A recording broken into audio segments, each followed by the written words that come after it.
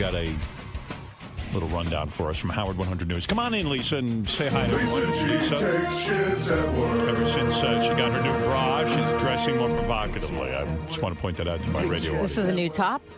New top, showing more cleavage, showing... it's a new me. Showing your new assets. Good for you. What do you got for us? All right, the woman whose 40th birthday party Sal almost single-handedly destroyed is speaking out to Howard 100 News. Right. At Laura's party, Sal exposed his penis, ruined her birthday poster, and insulted her sister-in-law. He drew cum on her face. She says, quote, "It was very unexplainable behavior. Who thinks of this stuff? He's a 40-year-old man in an 8-year-old body.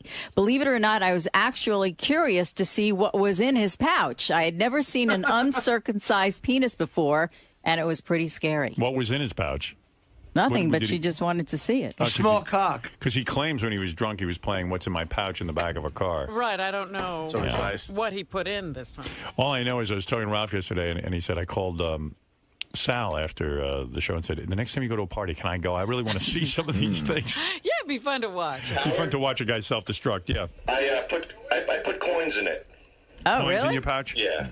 Has your wife spoken to... Like, how was your whole vacation? I mean, was it just horrible? I don't know. It is what it is, man. It's like being in traffic. You know, you just got to deal with it. Wow. That's nice. How was... has she said anything to you about your behavior at this party? Well, I went back to Laura's house last night and to apologize and follow up. See, she's actually, because she's such a big fan of yours, she was delighted that at least her birthday's being recognized. So I went over there, and she was happy about that. She wasn't pleased with what I did to the party. But your segment came on the radio, and Christine listened to it. And when you said to me, you know what, dude, you don't take your dick out at a party in front of your wife. You can't expect her to actually like you and love you for that. And I think subconsciously my wife just started saying yes to herself. I noticed her doing that. Right. And she never expresses that stuff to me. But you almost acted as her therapist yesterday, and I saw a different side of her. I made her realize what she felt about you. No, you made Sal you made me realize, yeah. Made you realize. She won't address these things to me for some reason. Why? I guess she gave up. You know, when she wasn't angry. But do you notice a pattern that, like, everything you do is you ends up at like huge apologies, sending people flowers and. Look at this. This is days after the party. He's still dealing with the repercussions. Yeah. Yeah. I don't know. Day by day. Day by day. Day by day. Day by day. No, but do you ever get embarrassed, like just sort of how you're? Dude, I'm beyond embarrassment. I mean, I've sold my soul to the devil. What are you talking about? I can't even. It's beyond embarrassment. I mean, what do you mean you sold your soul to the devil? I have no dignity left. You know, I mean, what do I have? But if you want dignity, why would you like start drawing cum stains on the woman's picture and then whipping your cock out and like leaving it hanging out and pissing into the fucking? Yeah, doesn't it sound like you gave away your dignity? Yeah. Nobody took it from you. Did he ever have it? When you say you made a deal with the devil, again, it implies to me that you're so starved for attention that you've decided to just throw away all of your dignity just to get this attention. I guess I don't know. I mean, I don't like to look at myself that way, but... what do you mean you made a deal with the devil? What did you mean by that? I mean... No, you said something. What do you mean by it? I don't know. I decided to cross through that threshold of humility and just do whatever I do. The threshold of humility. Yeah, I broke through that. But what's the deal with the devil? What is the devil giving you in return? In other words... Yeah. When you make a deal with the devil, it sounds to me like you got like when Robert Johnson gave his soul to the devil. Supposedly, he gained the ability to become an incredible blues player. What did you become? What did you get? Captain Sack. No, what did you want? What would you say? You made a deal with the devil. What is the deal? It's not really a deal with. I think I improperly put that phrase together. I don't know. It's like the. No, I think you meant what you said. You made a deal with the devil. Okay, in my head, it's the wages of doing what you do. For entertainment. I mean... So am I the devil? Like, in other words... No, you're the greatest thing that ever happened to me. But it sounds like I'm the devil. In other words, you made a deal with the devil. In order to get on the Howard Stern show, you had to be crazy. In my head, yes. Yeah, so I'm the devil. No, you're not the devil. You're the guy that I but isn't that devilish? Like you made a deal with me to come on this show, and in order to be on the show, you have to be wild and crazy. No, I I think you are the symbol. And now you're famous. I think you're the symbol of the greatest achievement in my life, working for somebody who is the greatest entertainer ever, and being a part of that is really gratifying. So what's the deal with the devil? The deal with the devil in my own head is, yes, in my own head, I feel like I had to do these crazy, insane things to please. But even at a party. What? You have to please me even when you're at a private party. No, I don't think that's the case. I don't know what I did at a party, Howard. I just think I have some issues. Well, no, you whipped out your cock, you drew cum stains on a woman's face. Put coins in it? You put coins in your cock. But like you weren't even on the show. I get it if you're on the show. You're trying to be funny. Were you doing it for me at the party? Hoping you'd hear about it? No, actually, I didn't even want to discuss it at the on the show yesterday. I told Richard about it, and I knew that. Yeah, that's my point. So why are you doing it at a party? That has nothing to do with making a deal with the devil. I know. I don't know, Howard. There's a lot of things that I question myself about. But it is, it is what it is. What can I do? I'm trying the best that I can. I love when Sal explains himself because it's so great. It sounds crazy. I don't know. What's it? But you were kind of bragging about it on Lotus Nuts when you sent me that picture of your ass. I thought it was funny. When you mooned, your wife was kissing the birthday boy, and then you just pulled your pants down and showed your asshole. No chick digs that. I mean, your wife. I mean, you're trying to patch your marriage up together. Like Lisa, could you be married to a guy who always is the guy who moons and whips his cock out at parties? I'll be honest. No. But his friend Laura loves Sal. Yeah, but his wife doesn't. Right. And like Laura Beth said to love me, him if she was married. I was telling Beth about it. She goes, I don't know if I could be married to a guy. She goes, who just like whips his cock out and is always drawing cum. He's always the guy who does that. I'm not always the guy that does that, but I did have a lot to drink that night, so. I never thought I'd say this sentence, but Sal, you're not making any sense. That's not fair. Must be all that jet skiing, Artie, all that weight you're losing from those jet skis. It's causing you to... Keep it up, you bastard. Clouding up your memory. Keep pushing that jet ski button, pal. You keep pushing it. You're looking great. Oh, thank you. You're not seeing Lisa's 30 Ds. Sal, I don't want to... Look at her. Sal, I don't want to ruin your on-air persona, but I know you're a big Eunice Shriver fan. She died 29 minutes ago. Yeah. Was that a Kennedy broad or something? Yeah, she was... Wasn't that a Kennedy broad? She was a Kennedy sister. A lovely remembrance. I like to draw cum stains on a corpse.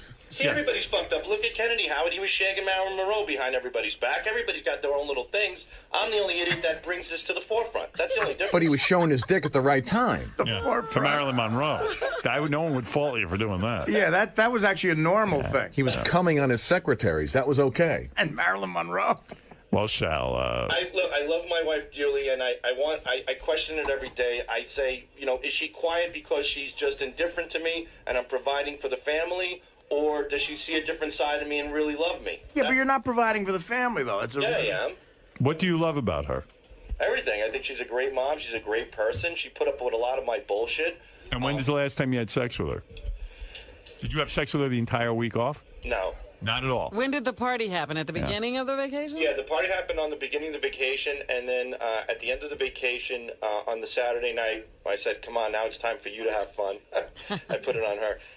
That's when she said, get lost. And that said a lot, because here we are getting along, or at least I thought so, and then all of a sudden, get lost to me sounds like a lot of pent-up anger and frustration. You think? Yeah, that's right. How would you feel... And I know this can never happen, but how would you feel all of a sudden Beth turns to you in bed and says, Sal. It wasn't all of a sudden. That's a heavy statement. You're retarded. No, I'm not. You sound retarded. You went to a party with your wife. You whip out your asshole. You whip out your cock. You play Guess What's in My Pouch in front of your wife. You draw cum stains on the birthday girl's picture. You do all this stuff. Woman. So then she's so fuming mad that you don't even pick up the signals. The reason you think she's not talking to you because she didn't care about any of that stuff. She's not talking to you because she thinks you're a fucking retard. And then on Saturday night, you ask her for sex, and she says, get lost. And you thought you were getting along with her all week. Get lost is getting off easy in that situation. I don't know. That's what I need to work on. That's why I'm going to therapy. Yeah, but the point is you miss every signal. Some you hit, some you miss. What can I tell you? You don't care. No, I do. I dearly care. I just don't know what to do. She's not that important to you, otherwise you wouldn't be carrying on. She's that important, Howard. I wouldn't be shelling out the cash I'm shelling out for the shrink if I didn't give a shit about her. Isn't the shrink for you, not for her? I thought it was more for her, because she wouldn't come, so it ended up being for me. Right. Sal, you're like a drunk woman driving the wrong way down the Taconic.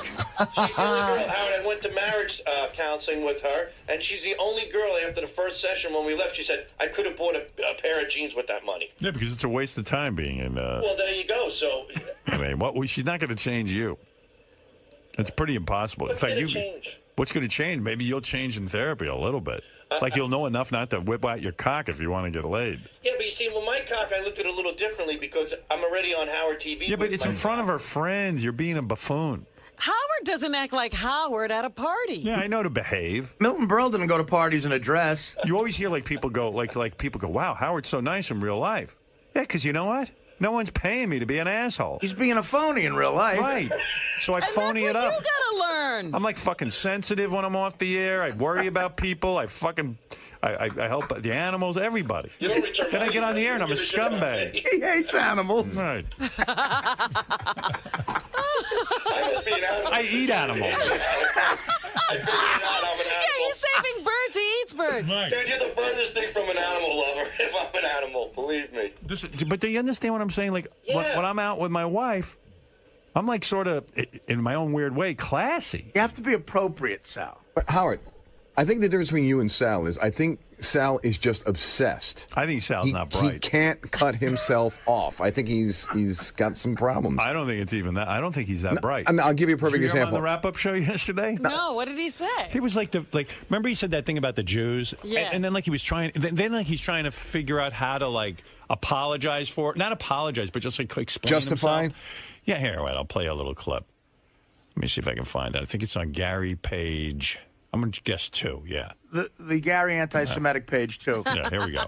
Hanging out with you Jewish people, I've learned a lot. I've learned that you're very, they're smart about how they handle things. I go, you do your drugs just like the minorities. You do your racist material just like the minorities. You have a lot of hate and a lot of this and a lot of that. I go, but you guys really know how to carry on a nice, smiley, happy face in the public eye. But when you get in your backyard, hey, you might not be drinking Ripple. You know, you drink a little Manischewitz or something else, and you might not be smoking a joint out of a cigar. You're smoking it out of a fancy bong, and you might not be saying N-word jokes, but you're saying Schwarzer jokes. But you're doing it in a dignified way, contained in a situation where it's cool. You can't get much stupider than that. Wow. Well, Howard, you know what? Come out to Jericho and hang out at a few of these parties. Sal, Sal, like it is, when pal. you say, Sorry. no, you're not telling it like it is. You see, the reason you're not successful is because you're not telling it like it is. You're doing a stereotype. You're saying, the reason you all... It's like you they're people. so different from you. You sound so stupid. When I say the word you all or them people, I'm categorizing their race and religion. That's what we know. That's what a That's what racist we're does. saying. And as it turns out, Jews are lawbreakers. I'm eliminating confusion. All Jews smoke weed out of... They smoke out of bong. Out of I'm bong. not saying all of them. I'm saying the ones that I know have a tendency All to right, party. okay. Have fun. What's the big So deal? that's what I'm saying. It's not that he... No, the thing is, He's stupid. Yeah, but he's stupid, but he's also got this obsession with being stupid all the time. But being stupid, being funny. How am I stupid? By observing something and addressing it. I'm not stupid. You miss it. You're missing the observation. I'm missing the fact that I shouldn't be saying the things that people know. That's No. what I think. You're not saying what other people think. Well, You're saying what you think. Are you saying what Daniel Carver thinks? No, I'm not, Daniel. I'm not a hateful person. You know, comedians say what other people think. But you're thinking things nobody's thinking. Right. You're a trailblazer. No one can relate to you. You're like a Lewis and Clark of comedy. I'm trying to say. You're in your own world.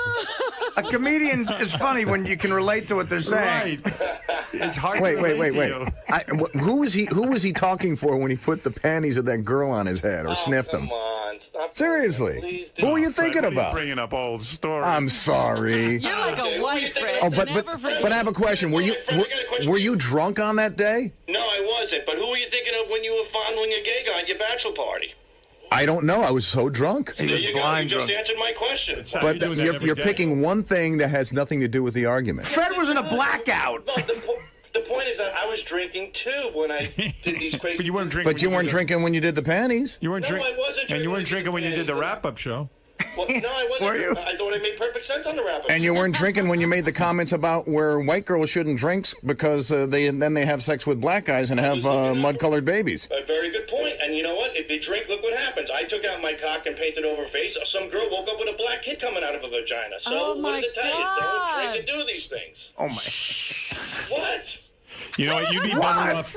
You'd be better off getting. You'd be better off getting drunk and fondling a gay I'm guy. not saying. Well, Damn right. Wait a minute. Hold on, guys. At least I have my dignity. I'm not saying the fact that the baby was black is wrong. A black baby came out of a vagina. It's a specific detail that happened after the girl got drunk. But why is it so bad? If she got shagged by a Chinese person, I would say she got drunk and woke up with a Chinese kid. Why is it necessary to throw that detail in? Because All right, Sal. it's specific.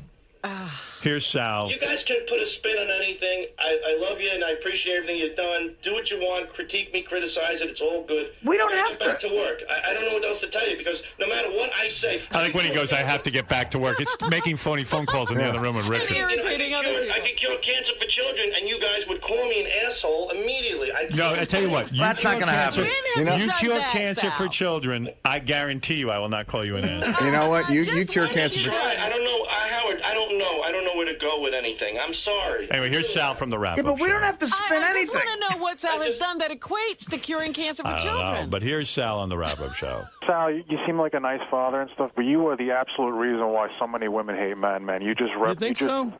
Yeah, dude. And you find guys that are just as dumb as you, and you think it's okay, you know? Well, I don't want to find guys who are as dumb as me. I definitely want to improve myself, but I don't know about women hating men. I think women who hate men who are loud and boisterous and obnoxious all the time. Yeah, of course you do. Yeah, but I'm not that guy.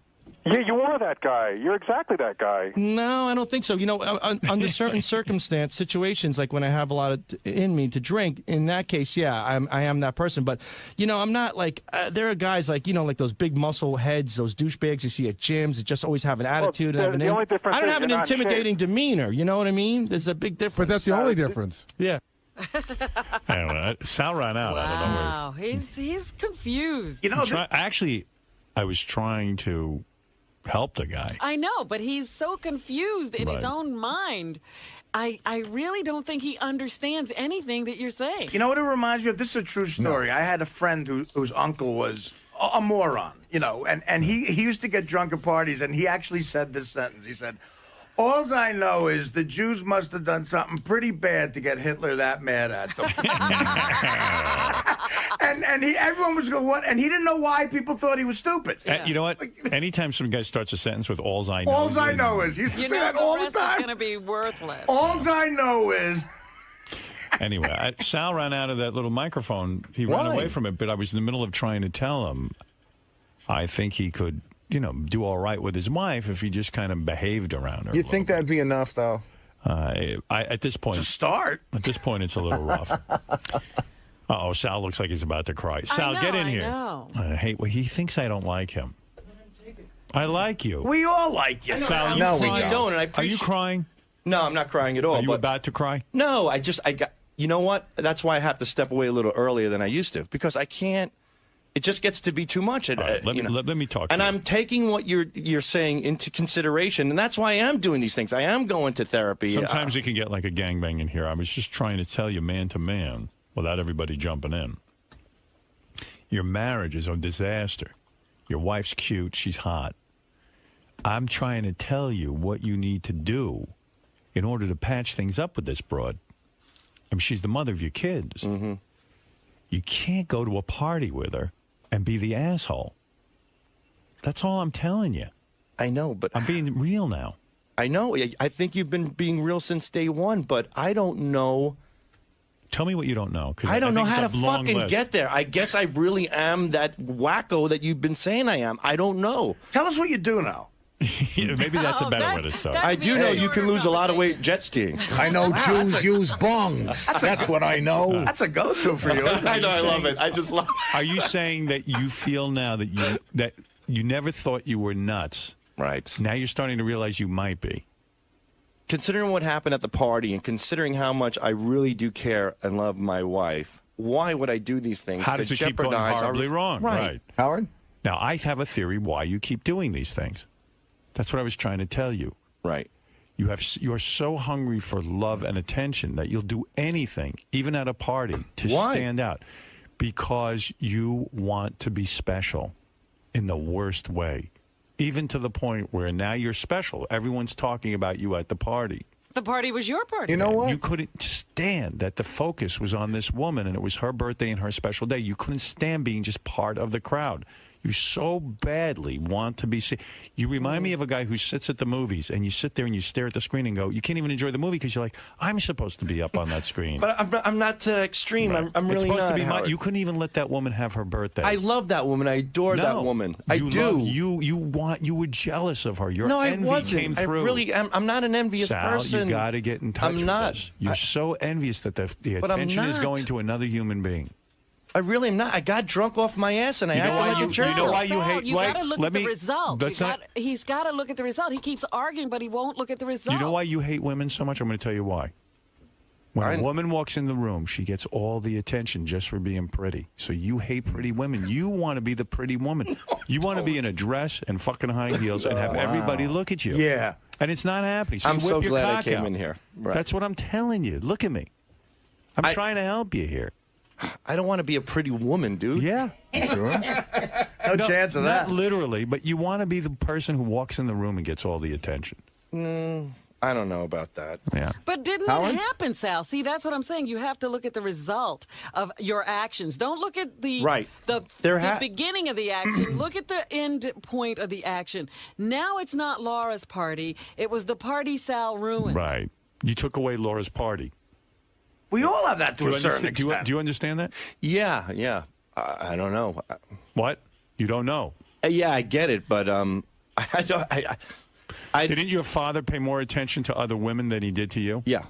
So the pretty woman walks in the room. Where's your father's attention go to? The pretty woman. Not you.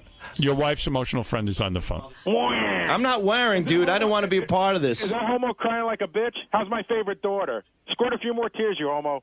I'm not scoring any tears, you dick-licking piece of shit. Drop dead, you cocksucker. I mean, that's the way she used to cry when I fucked her. Oh, yeah, I'm sure. That's Gary, you know. Do you recognize it? Is it really? Yeah, it's Papa Billy. Hey, wow, it's been 15 years, and Gary finally pranked me. You're pretty good. When you're done in there, come back. I need you to throw some stuff out for me. Nice. Bill, you're on the air in Rome, New York. Go ahead, Bill. Hey, now, Howard, two things. The first thing is you got to give Sal his own show, man. And that What for? I don't need the 15 minutes I get here, I feel like a pile. I slither out of this place every day. Can you imagine me for an hour and this guy breaking me down? I can't get enough of you, Sal.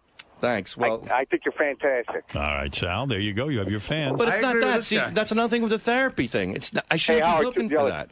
Thank you, Bill. The only acceptance I should be happy about is for myself doing a good job. And my wife and children. When your father wouldn't pay attention to you, how did you feel? You know, I closed that out. I just closed it out. Let's talk about it now. How did you feel when your father ignored you? It was horrible. It was one of the things that my therapist told. I'm working on right now with my therapist. So how did it feel sitting at that party watching somebody else and no one was really noticing you? How did it feel? You know, I have to be honest with you. When I was at the party, I was there. It was a Do you see the similarities psychologically? My therapist. No one's paying attention to me. I can't get attention, so I'll act out any way I can. I'll whip my cock out like a woman would whip her breast out and get your father's attention. I'll show my cock, and everyone will now be focused. Who can't stare at a train wreck when he was whipping out his cock and putting shit in his foreskin? Right. See what I'm saying? Yeah. And you're at the party. I get it when you're here. You put it on. It's showbiz. But now you're at the party with your wife. Right. And she's just there as a person. You're there. Maybe you couldn't even stand that Christine is so spectacular looking that she's starting to get more attention than you. And now you even took away her attention. Maybe she walked in and guys were looking at her and you couldn't stand it. You want the guys to look at you too? I don't know. See, I got to tell you, when I'm at this party, it's not. Yeah, I do, but I'm not brewing at a party. I'm not envious. I'm just there, and you're not in touch with your. He's not aware of it. I'm not aware of it. Maybe I'm just next bored. Next time you go to but a I'm party, not. no, you're not bored. You're bored because no one's looking at you. Listen to me. Okay. The next time you go to a party, I want you to feel what's going on inside of you before you act out. And if I felt that way, would it be at the party? I won't go to the party. And I want you to notice that you're Okay. very, very getting a lot of anxiety because no one's staring at you. No one's looking. Everyone's paying attention to Christine, and everyone's paying attention to the birthday girl. No one wants me. And then you realize how childish that is. And even the drinking is to deal with the anxiety. That's number one. He should stop the drinking. It's a baby bottle. Right. He took the bottle, and he cuddled with it. They should have put a blanket on him and put his thumb in his mouth. Before or after the dress? Dude, I'm not literally saying you want to be a woman. I'm saying you want the attention a woman gets. I don't know what I want. I have a beautiful wife. I have 3 kids. I just want my wife to... but you never grew up. Look at me. Yeah. Stop avoiding my gaze. I'm looking at you, not like your father who looked away from you. But the train wreck you are. And called you Tony. Right. I'm looking at you. I'm telling you. Right.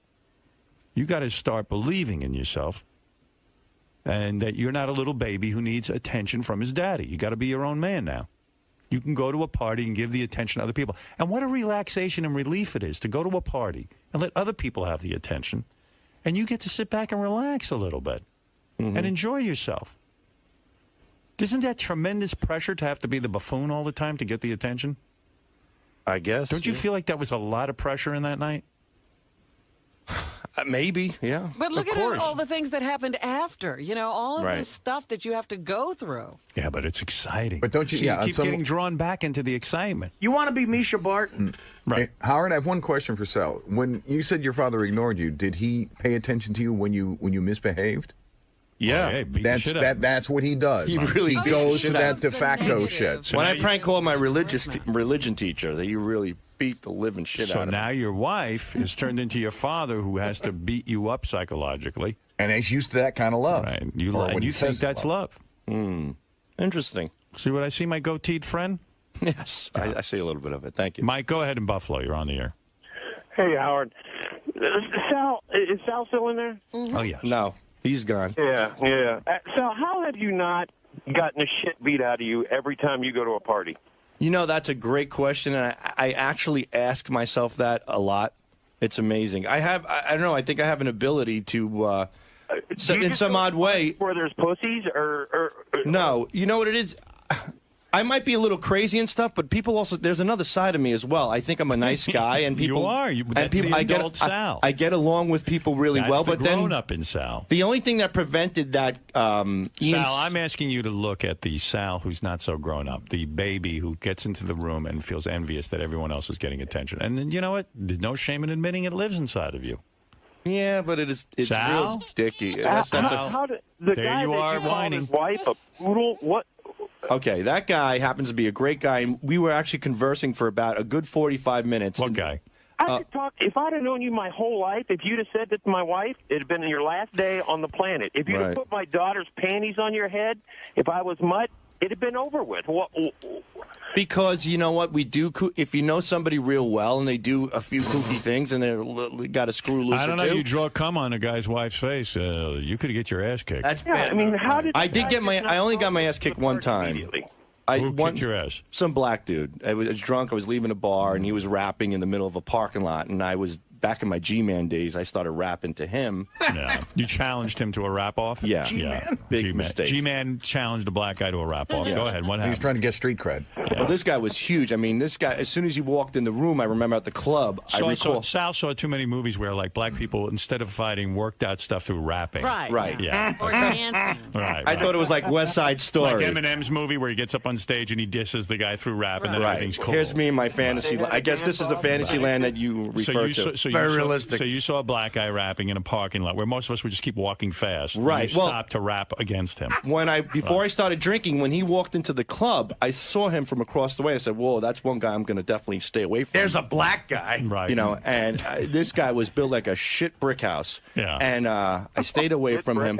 A brick shit house. All right, go ahead. See, that's why you won't beat me up, sir. I just made you laugh. Go ahead. So anyway, we get outside. Not on purpose. And I'm like, yeah, I know. I'm drunk off my ass, and he's sitting on the hood of a car with a couple of the brothers there, and he starts rapping. And I walk past him with my buddy, Chris the cop at the time. And you knew you were better at rapping than him, I guess.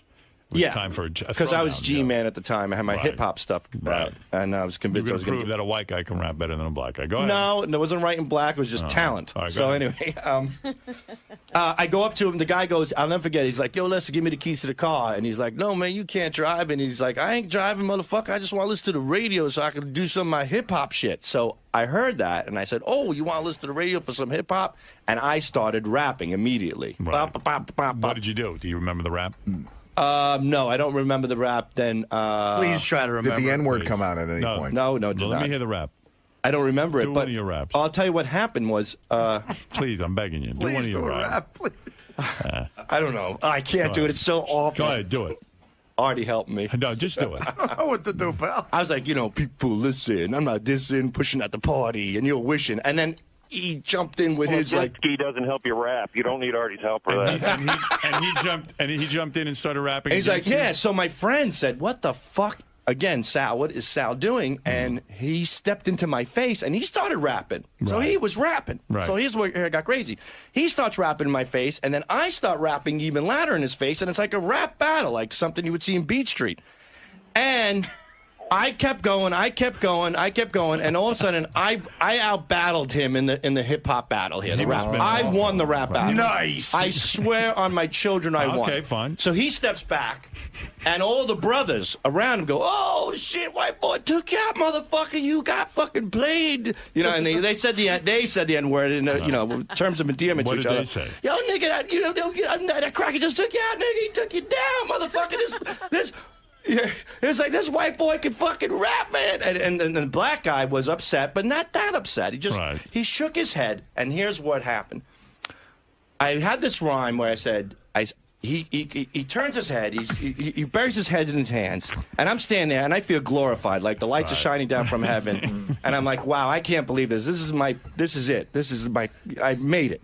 It's all downhill from here. Well, then I have to cross the line. So I said to him, all I said was, as he's turning around, I said, yo, your mother's so old, she looks like a prune. And I don't even know what that means exactly, but I had that in one of my rap songs. Well, prunes are black. Right. I go, your mother's so old, she looks like a prune. And all of a sudden, out of nowhere, lights out.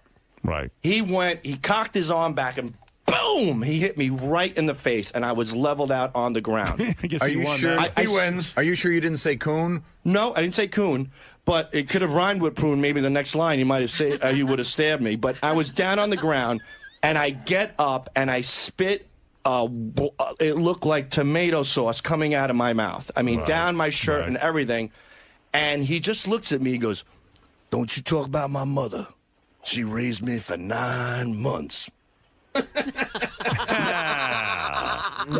And he and I'll never forget it. And he walked away. It's one of the best stories I've ever heard. And then all those guys are there, and they're looking at me. And I just, with my buddies, walked away. And I got in the car, and that was it. And my tooth was dead. The nerve in my tooth was dead.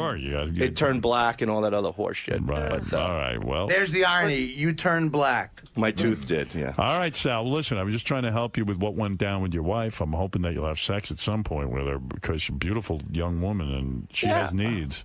Lord knows, I don't want to turn into anyone else for those needs. Howard, can I ask you a question? Sure.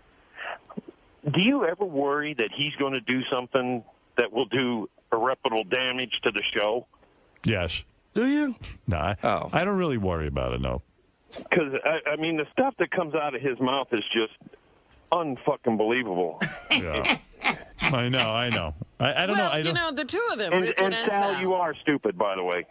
There's no way anybody can make the comments you do and have any intelligence at all. Right. Okay. All right. Well, that's, you see, to me. But I was just going to say, Richard and Sal, we sort of keep them contained in here. You know, that's where they can't get into trouble. I think that's a good defense now. You should just say you're stupid. You can't help it.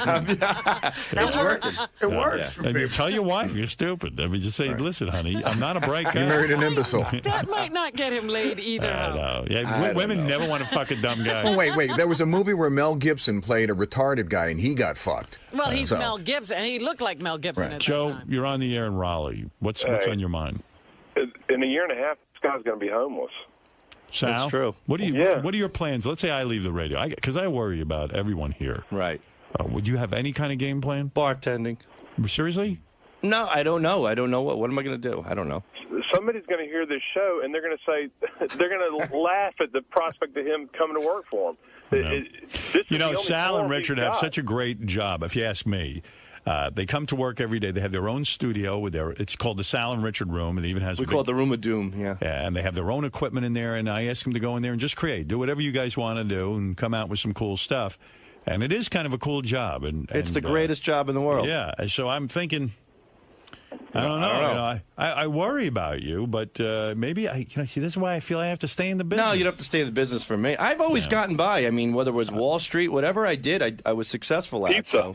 Pizza, yeah, I can make pizza again. Maybe me and Scott DePace will open up a pizzeria or something. You can't worry about everybody, Howard. Yeah, I know. You got to let it I worry go. about him, though. Well, I mean, you're going to start. I mean, if you think about it, you're going to start worrying about everyone. Yeah. I don't know. Nah, you don't have to worry about me. I'm okay. I'll get by. Doesn't matter. Yeah, I'm worried about everyone but Sal. Thank you, Sal. I don't know. I wish you the best. I don't know that we're going to be able to tackle this all in one session.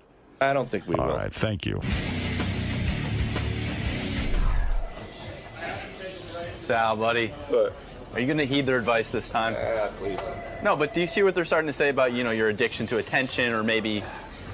Look at the business we're in. Isn't it like an attention addictive business that we're in? You know, got a great prank.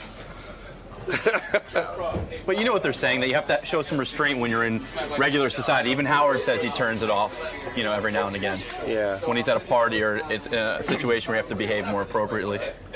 Yeah, I don't know, I just have to shut off that little portion of my life, I have to eliminate it. Have you ever been in a situation where you got, shit drunk and, acted ridiculous? Absolutely. Yeah. But are you starting to see it's kind of like it's become a cycle with you? You even mentioned it in there. You took 4 steps forward with your wife, but then took 10 steps back when you drew semen on somebody. Yeah, that's the one thing I have to learn to. It's the one thing I have to learn to eliminate. I have to stop. I have to stop doing things like that. You can't go to parties and draw semen on people's faces and whip your penis out. You're just not going to get along with somebody who's normal and wants to raise a family. But in your mind, do you really think there is anything wrong with that? Because you always seem to think that, your comedy, it's meant as a joke, as a prank. It's not serious. Yeah, right, it is. That's in my mind. But afterwards, when the smoke clears, how can you justify what I did as a joke? It's beyond, it's beyond a joke, right? So you're kind of disgusted with yourself right now. A little bit, yeah. Now, you also referred to your G-Man days. Yeah. Do you think maybe you could rap something to your wife or get it going and no, maybe get her back in the sack? There's a beautiful lady to my right. If I rap right now, I'd be even douchier in her eyes if that's possible. I cannot rap right now. All right, G-Man. I'm sorry. Well, best of luck, G-Man. Okay, thanks, buddy. I know it's late in the show, and I know it's more visual, but you need to see this. So, Sal drew a load on that woman's face, the picture. Yeah. So the guy sent us a picture. Sal's really more evil than I thought. You have to see this. Let me see the load. Well, it's all over. It's on the top. It's on the bottom. Oh, he's so angry. And then, if you see, Howard, look, on the bottom, it says, every man's load, in case you didn't know what it was. And then it's all over her forehead. Wow. And what does that say on top of her forehead? Guess what? Yeah. Yeah. Because his load. Look how angry he is. He's like, look how angry. Where was that picture? Was that it was on a big poster board. And it was on display? Yeah, oh my God. You could see where everybody signed it, like, we love you, happy 40th birthday. He doesn't know why his wife is You know what? mad That looks like the kind of picture you'd find in the guy's apartment who went and shot up all those women in the health club. Yeah, and it's got the middle finger out, pointing at the drips from the load. And it's a nice, the woman's very pretty. That is the most inappropriate, rude thing I've ever seen in my life. Yeah. I mean, I think. Don't know why his wife wouldn't be proud of him for that. That's nuts. She was. Wasn't that a Kennedy bra? She was a Kennedy sister. A lovely remembrance. I like to draw cum stains on a corpse. See, everybody's fucked up. Look at Kennedy, Howard. He was shagging Marilyn Monroe behind everybody's back. Everybody's got their own little things. I'm the only idiot that brings this to the forefront. That's the only difference. But he was showing his dick at the right time. To Marilyn Monroe.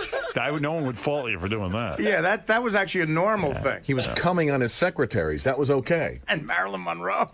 Well, Sal. I love my wife dearly, and I question it every day. I say, is she quiet because she's just indifferent to me and I'm providing for the family? Or does she see a different side of me and really love me? Yeah, but you're not providing for the family, though. Yeah, I am. What do you love about her? Everything. I think she's a great mom. She's a great person. She put up with a lot of my bullshit. And when's the last time you had sex with her? Did you have sex with her the entire week off? No. Not at all. When did the party happen? At the beginning of the vacation? Yeah, the party happened on the beginning of the vacation, and then at the end of the vacation, on the Saturday night, I said, come on, now it's time for you to have fun. I put it on her. That's when she said, get lost. And that said a lot, because here we are getting along, or at least I thought so, and then all of a sudden, get lost to me sounds like a lot of pent-up anger and frustration. You think? Yeah, that's right. How would you feel? And I know this can never happen, but how would you feel out of all of a sudden Beth turns to you in bed and says, Sal. It wasn't all of a sudden. That's a heavy Sal, statement. you're retarded. No, I'm not. You sound retarded. You went to a party with your wife. You whip out your asshole. You whip out your cock. You play Guess What's in My Pouch in front of your wife. You draw cum stains on the birthday girl's picture. You do all insult this a stuff. woman. So then she's so fuming mad that you don't even pick up the signals. The reason you think she's not talking to you because she didn't care about any of that stuff. She's not talking to you because she thinks you're a fucking retard. And then on Saturday night, you ask her for sex, and she says, get lost. And you thought you were getting along with her all week. Get lost is getting over easy in that situation. I don't know. That's what I need to work on. That's why I'm going to therapy. Yeah, but the point is you miss every signal. You know, some you hit, some you miss. What can I tell you? You don't care. No, I do. I dearly care. I just don't know what to do. She's not that important to you, otherwise you wouldn't be carrying on. She's that with important, Howard. I wouldn't be shelling out the cash I'm shelling out for the shrink if I didn't give a shit about her. Isn't the shrink for you, not for her? I thought it was more for her, you know, and I saw a different side of her. I made her realize what she felt about you. No, you made Sal you made me realize, yeah. Made you realize. He didn't get it. Yeah, she won't address these things to me for some reason. Why? I guess she gave up. You know, when she wasn't angry. But do you notice a pattern that like everything you do is you ends up at like huge apologies, sending people flowers and. Look at this. This is days after the party. He's still dealing with the repercussions. Yeah. Yeah. I don't know. Day by day. Day by day. Day by day. Day by day. No, but do you ever get embarrassed, like just sort of how you're? Dude, I'm beyond embarrassment. I mean, I've sold my soul to the devil. What are you talking about? I can't even. It's beyond embarrassment. I mean, What do you mean you sold your soul to the devil? I have no dignity left. You know, I mean, what do I have? But if you want dignity, why would you like start drawing cum stains on the woman's picture and then whipping your cock out and like leaving it hanging out and pissing into the fucking? Yeah, doesn't it sound like you gave away your dignity? Yeah. Nobody took it from you. Did he ever have it? When you say you made a deal with the devil, again, it implies to me that you're so starved for attention that you've decided to just throw away all of your dignity just to get this attention. I guess I don't know. I mean, I don't like to look at myself that way, but What do you mean you made a deal with the devil? What did you mean by that? I mean. No, you said something. What do you mean by it? I don't know. I decided to cross through that threshold of humility and just do whatever I do. The threshold of humility. Yeah, I broke through that. But what's the deal with the devil? What is the devil giving you in return? In other words, when you make a deal with the devil, it sounds to me like you got like the when wrong Robert end of the deal. Johnson gave his soul to the devil. Supposedly he became a rock gained the star. ability to become an incredible blues player.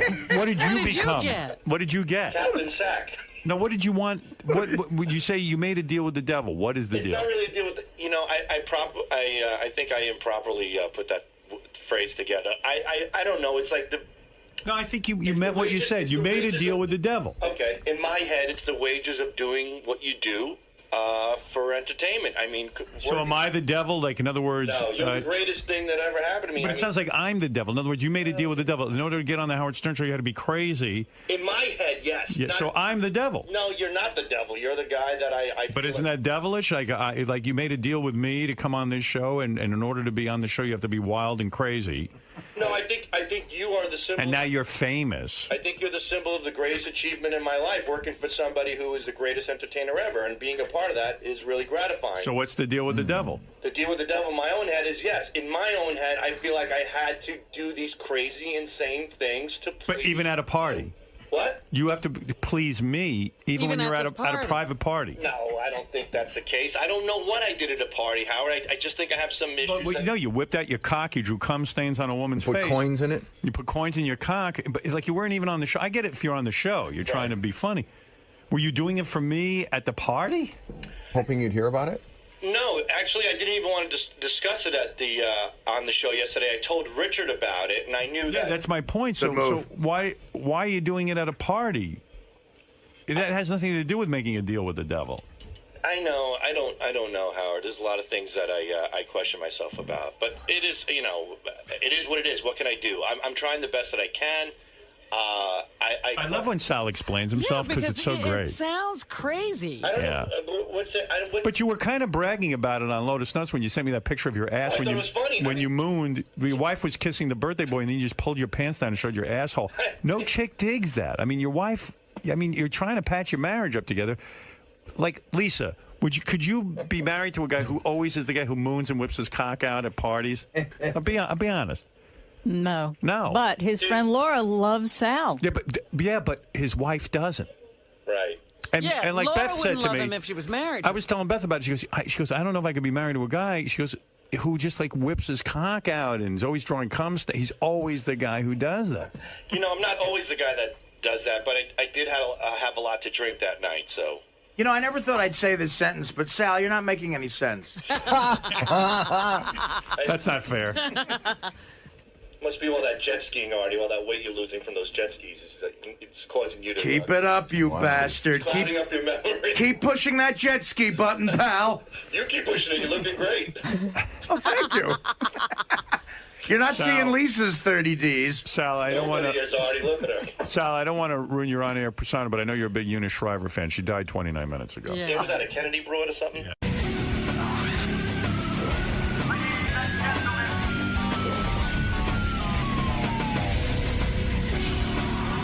Lisa G is here. She's got a little rundown for us from Howard 100 News. Come on in, Lisa, and say hi to everyone. Lisa takes shits at work. Ever since she got her new bra, she's dressing more provocatively. I just want to point that out to my radio audience. This is a new top? New top, showing more cleavage, showing... it's a new me. Showing your new assets. Good for you.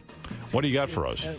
All right, the woman whose 40th birthday party Sal almost single-handedly destroyed is speaking out to Howard 100 News. Right. At Laura's party, Sal exposed his penis, ruined her birthday poster, and insulted her sister-in-law. He drew cum on her face. She says, quote, "It was very unexplainable behavior. Who thinks of this stuff? He's a 40-year-old man in an 8-year-old body. Believe it or not, I was actually curious to see what was in his pouch. I had never seen an uncircumcised penis before, and it was pretty scary." What was in his pouch? Nothing, but she just wanted to see it. A small cock. Because he claims when he was drunk he was playing What's in My Pouch in the back of a car. Right, I don't know what he put in this time. All I know is I was talking to Ralph yesterday, and he said, I called Sal after the show and said, the next time you go to a party, can I go? I really want to see some of these things. Yeah, it'd be fun to watch. It'd be fun to watch a guy self-destruct, yeah. I put coins in it. Oh, coins really? in your pouch? Yeah. Has your wife spoken to... Like, how was your whole vacation? I mean, was it just horrible? I don't know. It is what it is, man. It's like being in traffic. You just got to deal with it. Wow. That's nice. How was... has she said anything to you about your behavior at this party? Well, I went back to Laura's house last night and to apologize and follow up. See, she's actually, because she's such a big fan of yours, she was delighted that at least her birthday's being recognized. So I went over there, and she was happy about that. She wasn't pleased with what I did to the party. But your segment came on the radio, and Christine listened to it. And when you said to me, you know what, dude, you don't take your dick out at a party in front of your wife. You can't expect her to actually like you and love you for that. And I think subconsciously my wife just started saying yes to herself. I noticed her doing that. Right. And she never expresses that stuff to me. But you almost acted as her therapist yesterday. She wouldn't come, so it ended up being for me. Right. Sal, you're like a drunk woman driving the wrong way down the Taconic. She's the only girl, Howard. I went to marriage counseling with her, and she's the only girl after the first session when we left. She said, I could have bought a pair of jeans with that money. Yeah, because it's a waste of time being in... Well, there you go. So... I mean, she's not going to change you. It's pretty impossible. What's going to change? What's going to change? Maybe you'll change in therapy a little bit. Like you'll know enough not to whip out your cock if you want to get laid. Yeah, but you see, with my cock, I looked at it a little differently because I'm already on Howard TV. Yeah, but it's in front of her friends. You're being a buffoon. Howard doesn't act like Howard at a party. Yeah, I know to behave. Milton Berle didn't go to parties in a dress. You always hear people go, wow, Howard's so nice in real life. Yeah, because you know what? No one's paying me to be an asshole. He's being a phony in real life. Right. So I phony it up. You gotta learn. I'm like fucking sensitive when I'm off the air. I worry about people. I help the animals, everybody. You don't return Then I get on the air and I'm a scumbag. He hates animals. Right. I must be an animal. I eat animals. I figured it out. I'm an animal. Yeah, he's saving birds. He eats birds. Right. Dude, you're the furthest thing from an animal lover. If I'm an animal, believe me. But do you understand what I'm saying? Like, when I'm out with my wife, I'm like sort of, in my own weird way, classy. You have to be appropriate, Sal. But Howard, I think the difference between you and Sal is I think Sal is just obsessed. I think Sal's not bright. He can't cut himself off. I think he's got some problems. I don't think it's even that. I don't think he's that bright. I mean, I'll give you a perfect Did you hear him example. on the wrap-up show yesterday? No, what did he say? He was like remember he said that thing about the Jews? Yeah. And then like he was trying, then like he's trying to figure out how to like apologize for it. Not apologize, but just like explain Justify? himself. Yeah, here, wait, I'll play a little clip. Let me see if I can find it. I think it's on Gary Page. I'm going to guess 2, yeah. The Gary anti-Semitic page, too. Yeah, here we go. Hanging out with you Jewish people, I've learned a lot. I've learned that you're very, they're smart about how they handle things. I go, you do your drugs just like the minorities. You do your racist material just like the minorities. You have a lot of hate and a lot of this and a lot of that. I go, but you guys really know how to carry on a nice, smiley, happy face in the public eye. But when you get in your backyard, hey, you might not be drinking Ripple. You know, you drink a little Manischewitz or something else, and you might not be smoking a joint out of a cigar. Very few moments, but there are moments. And he did. He booted out a girl who was decent to look at. If you don't go too close on that Not face. her. Well, you know what? She was an Hawaiian tropic model. Yeah, 20 years ago. Oh, you think it was 20 years? Yeah, I keep wondering, how in the hell could she be in the Hawaiian tropic? I don't know. Somebody's lying. And he's got to be the dumbest mother effer on the planet.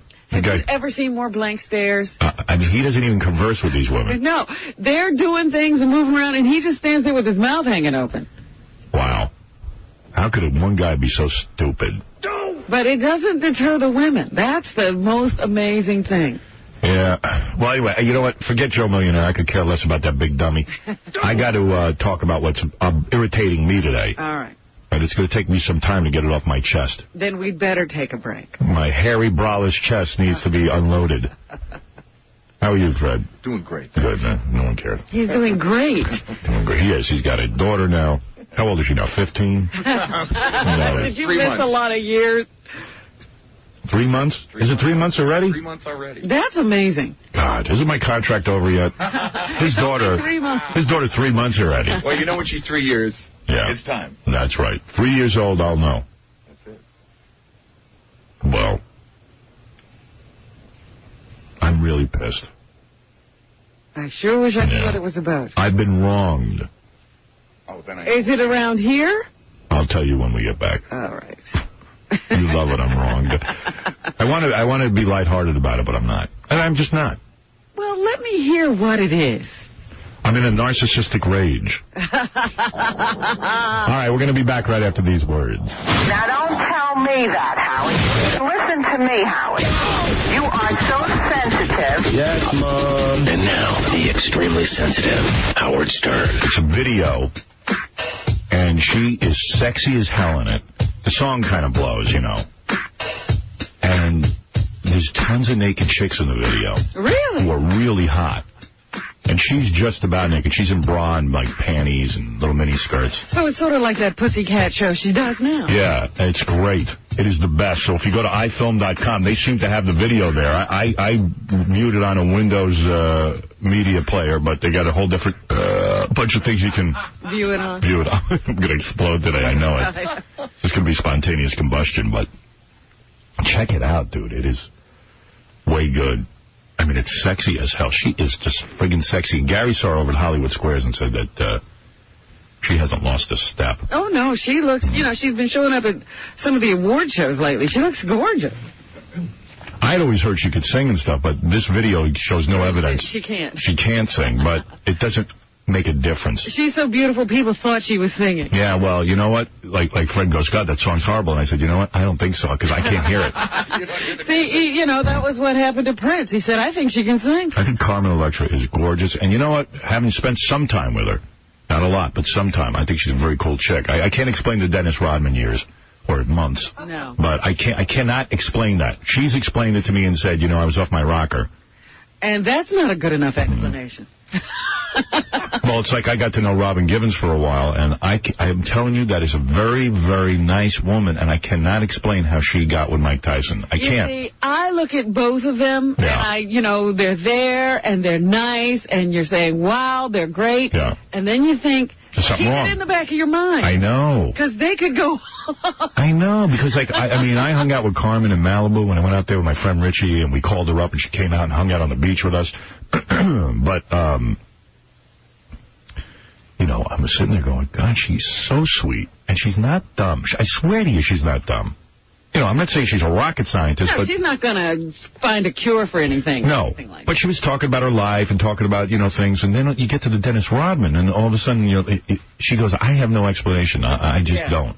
That is a major bump. Yeah, because I go, well, you must have really hated yourself. She says, it was right after the death of her mother, and she just freaked out, wanted a family, wanted anyone, and reached out. But how do you reach out to that? If you're looking for something, why do you think Dennis is going to have? Dennis is so not the family man. I don't know what category he fits in. Yeah.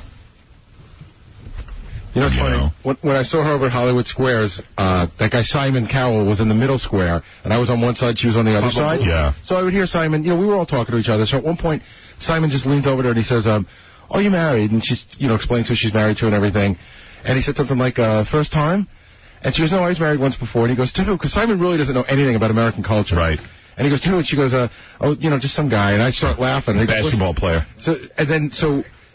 He says, a lunatic. She says Dennis Rodman, and he goes, "Really?" And he goes, "How did that, what was that all about?" She goes, "Oh, it was a big mistake. My mother just, that whole rap that you just did." Yeah. She's like completely always explaining that away. He's way over the top. Yeah, it's hard to tell people even who you were married to. She didn't want to tell him. You know what I mean? Yeah, she's embarrassed. Because she's like in a relationship now. Although, I got to tell you something. I know a little bit about Dave Navarro, and a nice guy and everything, but I think he's a little off his rocker, too. Well, you look at him and you go, he did heroin. Yeah. I mean, she just can't. And now they're talking about having babies. I'm like, oh. They don't have furniture yet. I know.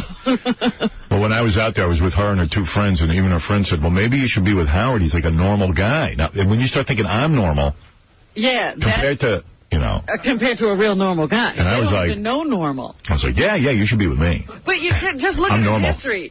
Prince, who's a lunatic. Right. And Prince found her when she was like a baby. Right. Yeah. Well, anyway, watch this video. It's super hot. I mean, I'm not telling you the music's great, but I don't even know if it's great. Howard, you should play Robin the song. Let me hear the song without the video. Without the video. It's not good. You got to see the video if you're a dude or a les. In fact, actually, Robin is a straight woman. You could even appreciate her beauty. I think she's absolutely gorgeous. Let me see if I can. You know what? It's probably clogged up now because I gave it out. Oh, yeah. You'll never get on. You left the website? Well, I'm on the website, but it's jammed up now. Yeah. Oh, well. Yeah. It was. Before I mentioned it, you could have played this all day. Nobody was there. Yeah, no one was home. But, wait. Let me try one thing. Maybe I can get, if I go forward, I can get it. I'm sure it's already crashed. Sometimes that'll happen. Yeah. If 10 million people go on at one time. Oh, well, yeah, it's completely frozen. iFilm.com. When it unfreezes in 3 days. You don't remember the song, huh? That's why the Internet sucks. As soon as you say, hey, everybody go to a website, it crashes. Yeah, if you want to have a group experience on the web, it's still not possible. Yeah, otherwise I'd have a website. I would do some interesting things with it. But as soon as you say to everyone, hey, you know what? Put on the web right now because I got some naked chick in the studio. It crashes. And no matter how many times people call us and say, we got it figured out. They don't. They don't have Don't believe them. It sucks. The Internet is not where it should be. I thought it would be much further along by now, quite frankly. Look, I'm happy with a high-speed connection. Yeah, me too. I mean, it used to be you go on the web, you couldn't even get on. There must be so many people on this website right now that literally my screen is shaking. It's jittery? It's wobbling. Yeah. There's so many people on there. It is going to crash. Yeah. Oh, well. Anyway, so why am I pissed? All right. So, look, I'm going to tell you something, and maybe I sound like a pussy or whatever, but I am in love with my girlfriend. Okay. Good night, everybody. No. I'm in love with her. Okay. And I love being with her. and she went out of town, I guess last weekend or 2 weekends. I've lost track of time. She left in the middle of the week, over a week ago. Okay. Yeah. So while she's gone, I went to Scores one night, and it made me miss her more. But I was there for a couple hours. I'm totally honest about my life. You know, I try to be anyway. Sunday night, we were off Monday for Martin Luther King Day, so Sunday night, I went out to Nobu, had dinner with 4 guys. Booger, Ralph, Ross, 3 guys. And we had dinner.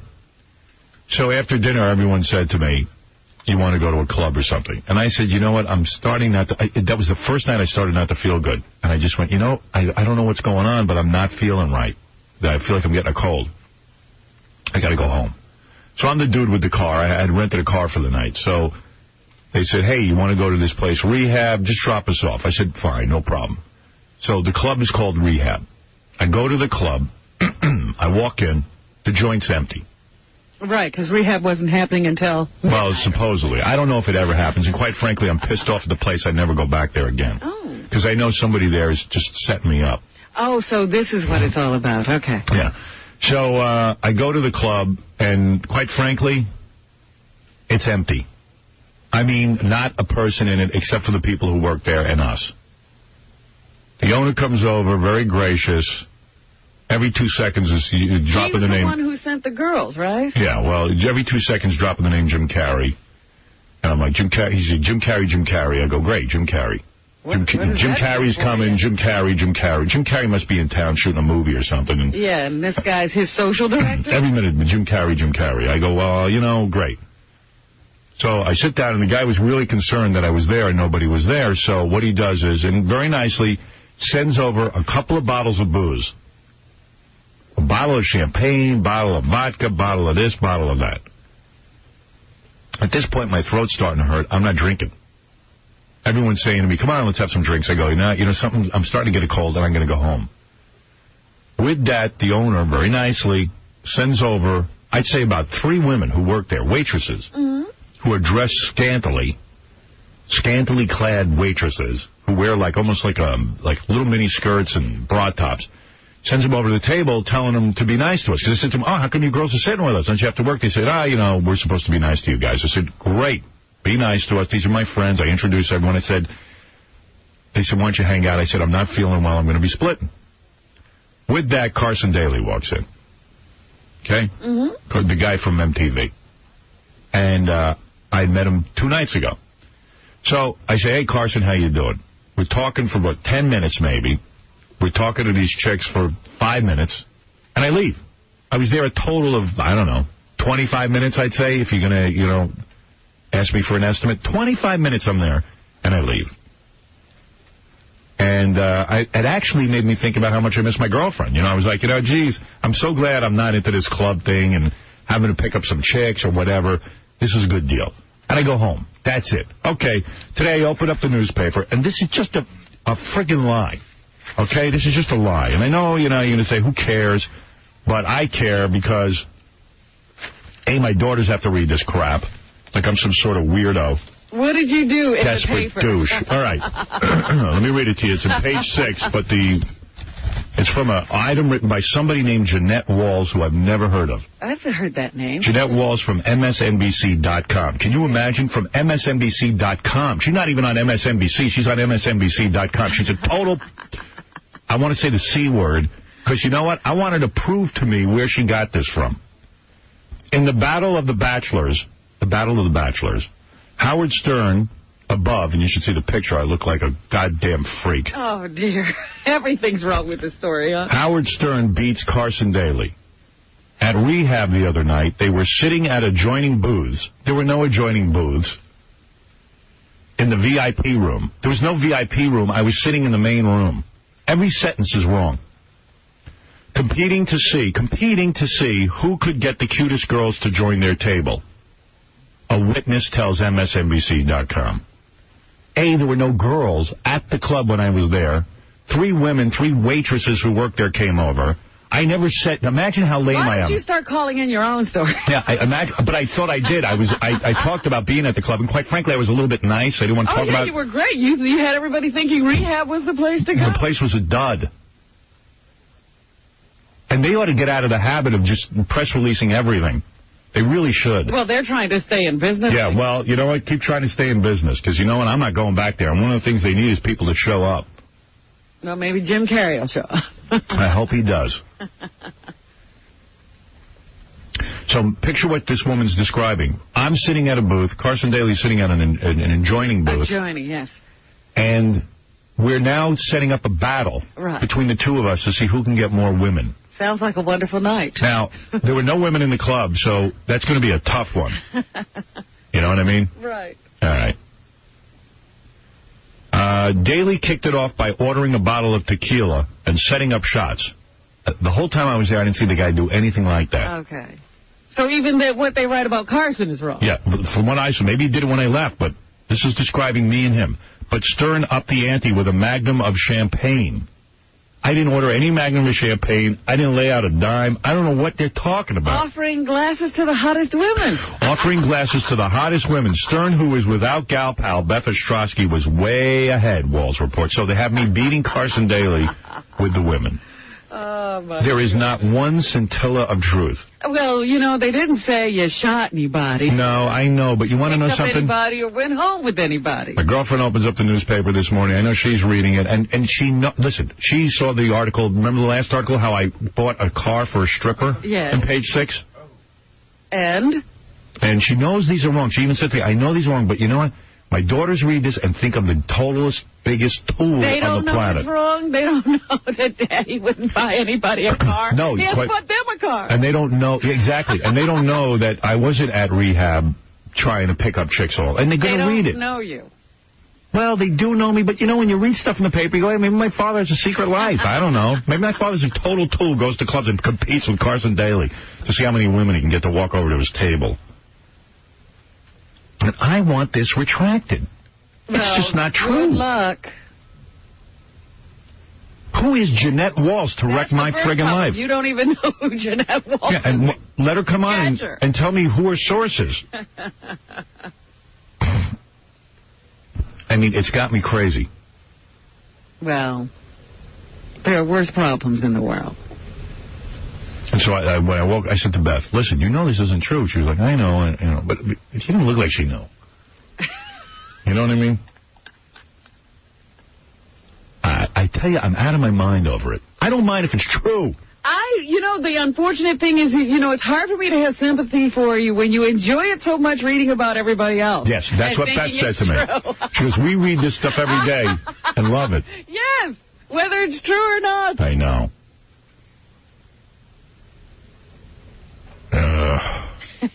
Hey, Jamie, you're on the air. Yeah, you pissed off because your girl found out, or you pissed off because this place really sucks? I'm pissed off for 3 reasons. I'm pissed off because my girlfriend has to read that, because, you know what, it kind of basically says, as soon as I leave town, you're out trying to get laid. Secondly, I got 3 daughters whose friends all read it, and then they think, oh, my God, my dad is a tool. And I don't care what you tell me. I've been through this. People believe what they read in the paper. I believe what I read in the paper. You believe what you read about Carson Daly. I do. I believe about Tara Reid. I believe about everyone. And I got to tell you something. My daughters, look at what that article says. I go to clubs and have contests with Carson Daly to see how many girls I can get over to my table, and I have to lure them there with champagne. What a lame-o I am. I'm like the lamest, biggest pussy on the. And Carson Daly's lame. I understand about your daughter thing, but I don't know. I don't think you should really worry about Beth. I mean, well, you know what? 2 years, and if anybody could put up with you for 2 years, I don't think you have anything to worry about. Well, it's just maddening to me. And you know what? I like going out with my friends, but it just pisses. I know. Yeah, I know. Everyone's going to tell me I'm a jerk, but hey, Chauncey, you're on the air. Hey, Howard. I listened to what you just said about page 6, the article. I got to be honest. It doesn't sound that bad. No, you know what? It is bad. It's bad for me because I saw the look on my girlfriend's face. It's just this, you know what? She's got to put up. I think these things, but she's got to put up with, her mother calling her and her friends calling her and all this. Hey, Howard's out picking up chicks the second you leave. One thing I think you have to know, Howard, you're one of the biggest stars right now in America. You go to a club. What, so that entitles them to lie about me? But you know what? It sounds like they embellish. It doesn't sound like they said you went home with anyone. You didn't kiss anyone. It really is just a colorful way of saying you were hanging out with some women. But I wasn't.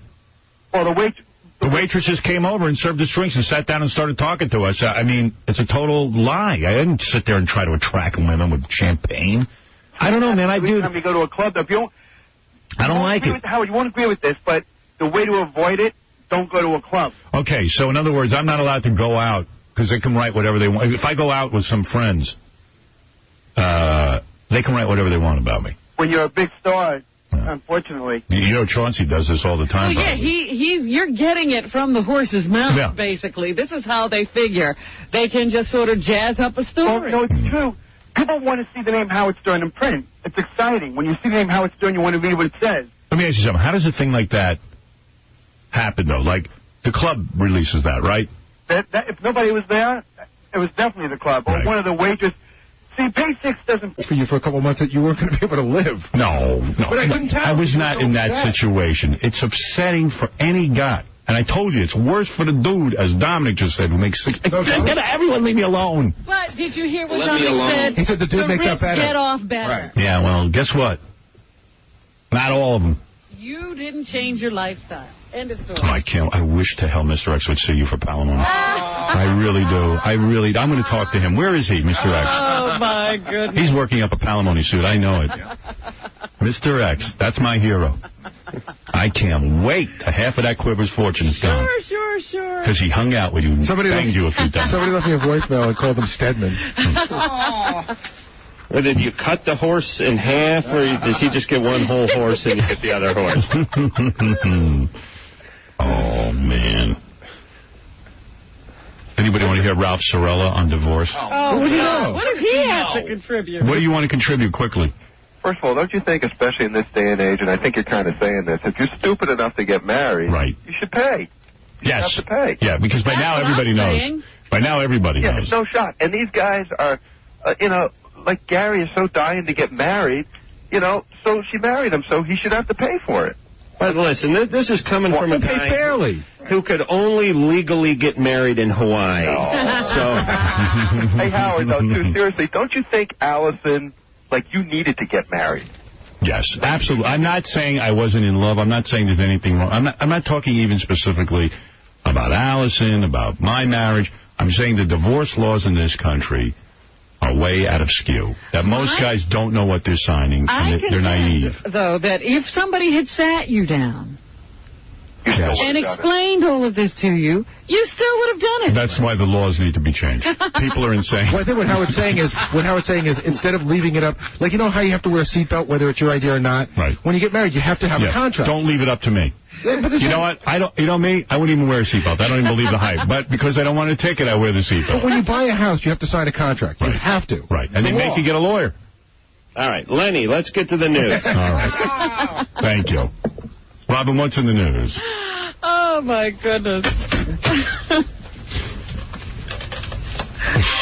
I hear Fred scrambling for your news thing. Cabby reunites with his mother on E! tonight. That's the big news. Oh, here's some news. Let me start the news, because I don't know if you have this, Robin. What? Okay, this is out of New Jersey, Mercer County. There's a murder trial going on, and they're picking a jury, and the guy who is accused of the murder, his lawyer is saying no one is allowed to ask whether they are fans or foes of the Howard Stern Show. Now, listen to this. Wow. Here, let me explain it to you this way rather than read a whole boring article. Okay. Because according to Adam, I just bored you with divorce conversation. All right, here we go. Defense lawyer is saying, actually, I kind of explained it wrong already. The defense lawyer is saying, look, I don't want anyone on the jury that listens to Howard Stern, because Howard Stern is a racist and a piece of garbage. What kind of a trial is this? Murder trial. Okay. He goes, I don't want anybody listening to anyone who listens to Howard Stern Show won't be able to fairly judge my client. Oh. So the judge said, wisely, you know what?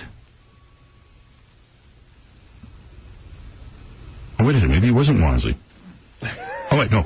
Judge Paul T. Koenig Jr. disagreed, however, and told Bowell that jurors would not be asked about... I got this all wrong here. Hold on.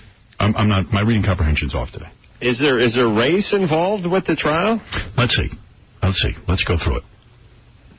The defendant, Malvern Lewis. Yes, race is involved. The defendant, Malvern Lewis. That's a white guy? Is charged with stabbing to death his ex-girlfriend's new boyfriend. Lewis's lawyer, Gerald Boswell, doesn't think anyone who is a fan of a racist and sexist like Stern should sit in judgment of his client. Judge Paul T. Koenig Jr. disagreed, however, and told Boswell that jurors would not be asked about Stern prior to qualifying him to serve. The judge is right. He's smart. But wait a minute. Why did your name come up at all? I don't know. The lawyer just brought it up? Yeah, the lawyer said, I want to know if they're Howard Stern fans. I don't want any Howard Stern fans sitting on my jury. And the judge said, what does that have to do with anything? If you listen to Howard Stern, doesn't mean you... Doesn't mean anything. Yeah. About that case. Isn't that weird? It just means you're a divorce expert. That's all it means. But at the defense lawyer's request, the judge agreed to ask all prospective jurors if they regularly watch TV cop shows as CSI and NYPD Blue. What's that about? What does television have to do with any of it? None of this. The guy's just throwing up all kinds of weird crap. There's too much blame put on TV and radio and all that crap. Anyone that's not retarded can make their own decisions. Well, maybe I'm not retarded. Yeah. I can't make my own decisions. Hence the bad contracts I signed. Lewis was charged with murdering his girlfriend's boyfriend. I don't know why you would need to know if you're a Howard Stern fan, but that came up. I wish somebody would dig into that. I wonder what the show had to do with this case at all. Nothing. That's what the judge says. This has nothing to do with anything. Well, you think your show has more racists listening to it than other morning shows? Yes, I do. All right, then. Well, let me ask you something. Maybe somebody was listening to something in the court. I don't know how it was introduced. He just doesn't want anyone who listens to my show would be a bad person to sit on the jury, which is fine by me. I don't want to do jury duty anyway, so you just go in and tell everyone that you're a Howard Stern fan. That might get you out. Because your fans would be sitting there going, jury duty. He said duty. and then laugh maniacally for like 20 minutes. What else is in the news, Robin? Oh, my God. Besides me. Right. I was going to say there's a wonderful article about Britney Spears on page 6, but now you throw everything into question with your story that the story about you on page 6 is not true. Well, I probably believe the one about Britney Spears. What's it say? Everything else is true. Everything else is true, but the one's about me. Well, it says Britney Spears has had 3 guys in 2 weeks. Hey, she's a young girl. She's dating. But, you know, my thing is this Fred Durst. How bad does he look going on the Internet writing notes about how much he loves her and telling reporters how much he cares about her? Meanwhile, she's kissing everything that moves. Yeah, you know what, Gary, we ought to get Fred Durst on the air and ask him, what is he having, a nervous breakdown? It says Britney hooked up with Colin Farrell now. Who's that? He's the guy who co-starred with Tom Cruise in Minority Report. He's going to be in The Recruit with Al Pacino. And Heart's War with Bruce Willis. And he's just making a swath across this country. He just freely admits, I'm into casual sex. I come into town, I bang, and I leave. Nice. Yeah. That's the kind of guy he is. They say that... That's my credo, too. Even though you're married? Yeah. I roll into Dana Point on a bus. I see Kathy Griffin. I bang, and I leave. Right. Spears, they say, pounced on him at the Troubadour, where they were listening to some Irish folk singer. And she just joined his chain-smoking crowd, and the witness says that Britney looked to have had a couple of drinks. Colin looked to have had a couple of drinks. He saw Britney looking a little woozy, and he went in for the kill. Nice. Started lip-locking all over the place, and then they left together. God bless alcohol. Well, is Fred Durst dating her, or what's going on? Fred Durst has been with her. In fact, he flew out to the Sundance Film Festival to spend time with her. There must be some good poontang if you're flying out to the Sundance Film Festival. That's a lot of boring movies to sit through. Hey, now. They say this Farrell dude has been linked to Demi Moore, Josie Moran. Demi Moore is so hot, and Josie Moran's even hotter. Yeah. And, a few other people. Boy, you wouldn't know. How about Demi Moore and those Charlie Angels promos? Holy mackerel. I haven't seen those. What a bod on that broad. I'll tell you, I would like to smell that Collins penis. That would be enough for me. Meanwhile, with Demi Moore, I read something about her and Chris Rock in the paper the other day. Really? Yeah. Look at this guy. They said they weren't going to say they were on a date. And he's married, right? Chris Rock is married. Yeah, so it's bad to date when you're married, right? Evidently. They see a movie together. Oh. And she was laughing giddily at everything he said. Yeah. Funny how he comes to life for Demi Moore. What's doing with Chris Rock? I don't know.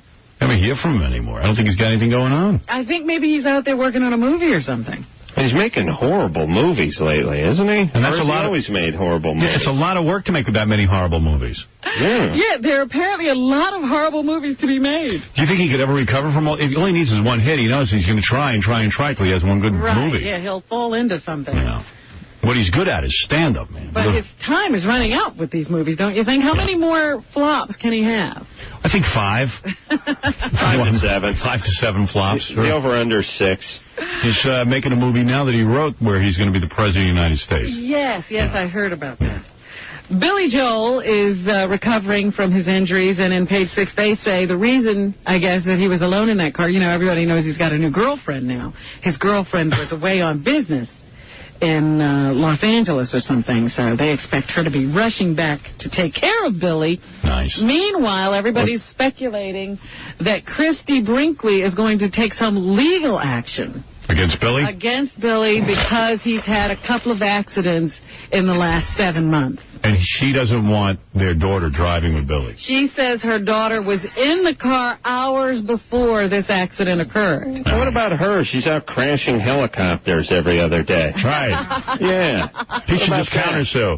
He should say, you know what? Our daughter came driving helicopters with you. Yeah, okay. We got to take a break. We'll be back right after these words.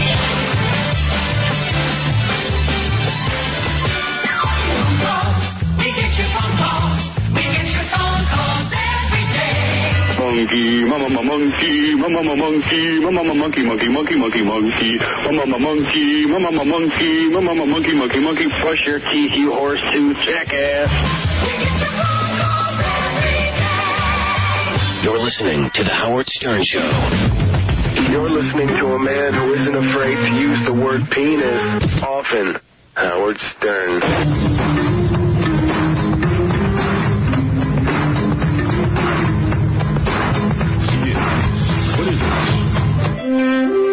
Back to the news?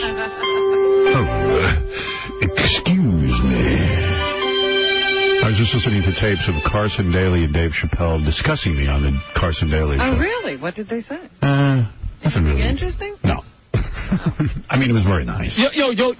I don't know that you would want to hear it. It was just good for you, your ego. Howard Stern is the man. Yes. Thank you, Dave Chappelle. Well, I don't know if you stayed up late enough to watch the President's State of the Union address last. Hell no.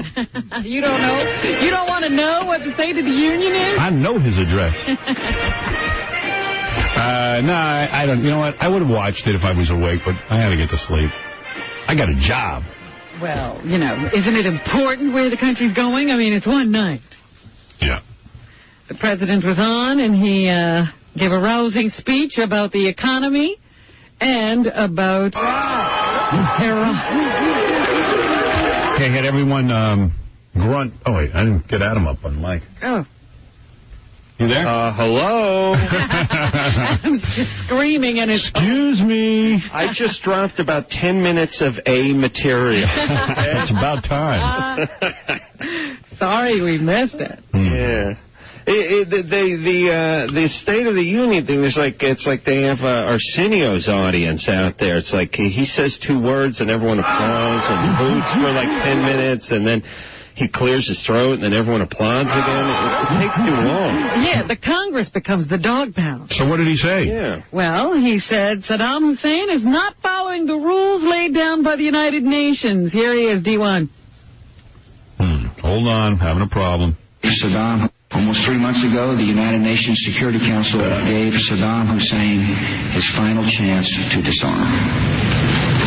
He has shown instead utter contempt for the United Nations and for the opinion of the world.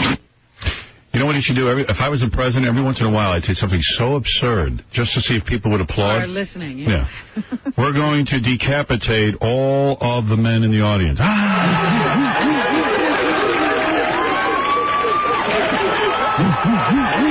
I am disbanding the presidency, making myself king.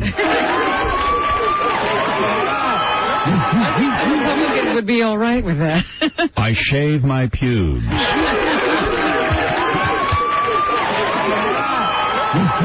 No more bald vagina. It is sort of like American Idol. You know, the president's speaking and they always go to his wife to look at the reaction, like they always go to the families when the kids are singing on the show. They look up in the stands to find the wife. 𝗦𝗵cie𝘄𝗿𝗱 is my lover. Thank you. These are serious times, and the president can't be goofing around. He says the United States and its allies are winning the war against terrorism. D2. There's never a day when I do not learn of another threat or receive reports of operations in progress. Really? Don't tell me that. I'll never fly. Yeah, you're going to be holed up in your apartment. You're not kidding. Or given order in this global war against a scattered network of killers. The war goes on, and we are winning. And by the way, do you talk to your therapist about your inertia? What do you mean?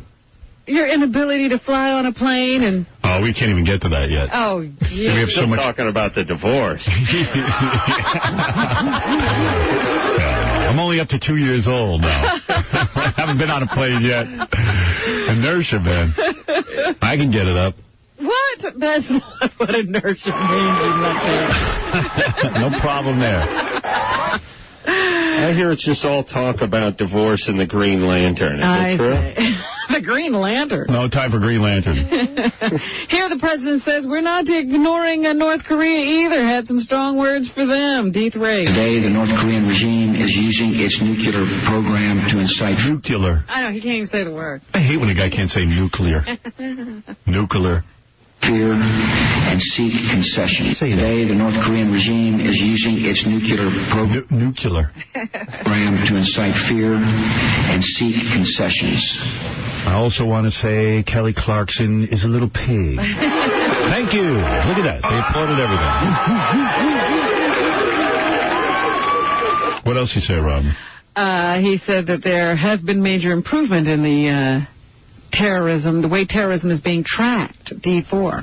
Since September the 11th, our intelligence and law enforcement agencies have worked more closely than ever to track. Good, and let the CIA go in these countries and do crap. Dirty tricks. Fool people. And disrupt the terrorists. Good. Let's get dirty. Let's play dirty. I believe Bush will play dirty. I do like that about the man. We got to take the gloves off, America. Thank you. Thank you for saying that. I was afraid to. The statement about the gloves, I mean. Yeah.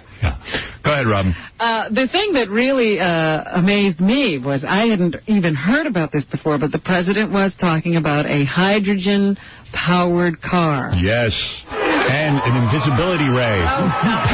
This is for real. Yeah. Somehow you put the interaction between hydrogen and oxygen makes the car go, and then all it expels is water, so there's no pollution with this car. Well, let's see it. And the streets will be flooded, though. No, but I mean, that's a great idea. Where is it already? It would untie our hands with, this whole foreign oil thing. Everybody's so busy with this internet and streaming video. Somebody invent a hydrogen-powered car. Let's get to work on that. Let's get busy, America. The Republicans seem to be in lockstep with the president. They seem to like everything he said. But, of course, the Democrats have to rebut. And the rebuttal was offered by Governor Gary Locke, a Democrat from the state of Washington. He says that the president's economic policy has been wrong, and he's blaming the president and Republicans for putting this country in a financial hole. D5. 2 years ago, the federal budget was in surplus. Now this administration's policies will produce massive deficits. This guy's Chinese, by the way.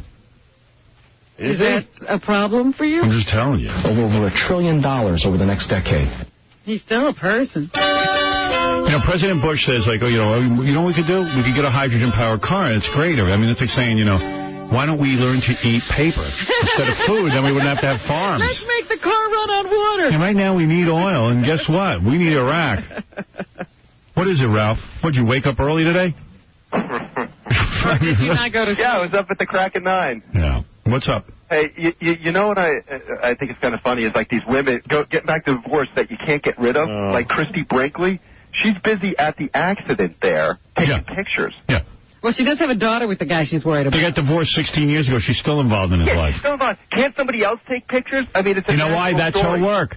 She has no work to do. Yeah. But she has time to take pictures of Billy Joel's car. If you have a kid with somebody, face it, they're going to be in your life the rest of your life. That's the worst thing. You know, it's funny. Billy has to pay for the film and the processing. Of course. He already bought that camera. Poor Billy's in the hospital. His wife's taking pictures with a camera he probably paid for. Hey, listen, before you hang up on me, can I say something about Jimmy's show? Yeah. They need Adam bad. I agree. Very nice of you. I agree, by the way. Yeah, it's a good show. Well, that last night was, like... Painful? Painful. I have not seen it yet. Because he's a good guy and he's funny, but he just doesn't have, like, a personality to host a show. He's too laid back. One of the things I noticed, though, is the guests aren't mic'd very well. Well, the guests are horrible. Yesterday it was Tammy Faye, some weird Tammy Faye Baker. Who even knows her anymore? Goodness. What do you mean? Some weird ghost lady or something who was jumping around, and Snoop Dogg, who's no fun anymore because he's not high. Right. So he just sits there like a log.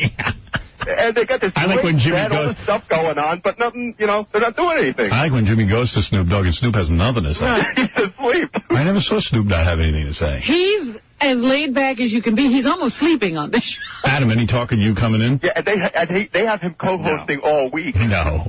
Adam, how soon are you going to be brought in or what? What time is it? No, there's no.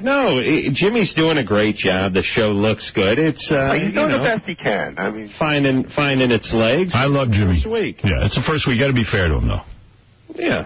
I like the snow episode. Here's the thing. Here's the truth about my partner and sometimes lover, Jimmy Kimmel. Yes. He is one of the smartest guys I know. He's one of the funniest guys. Oh, you know what? Let's go back to talking about my divorce. Award show.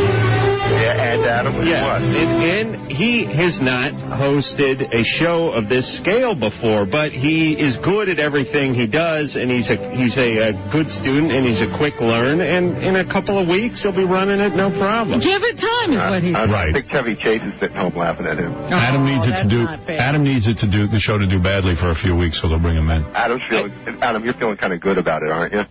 Yeah, truthfully, yeah. We're not on the air, are we?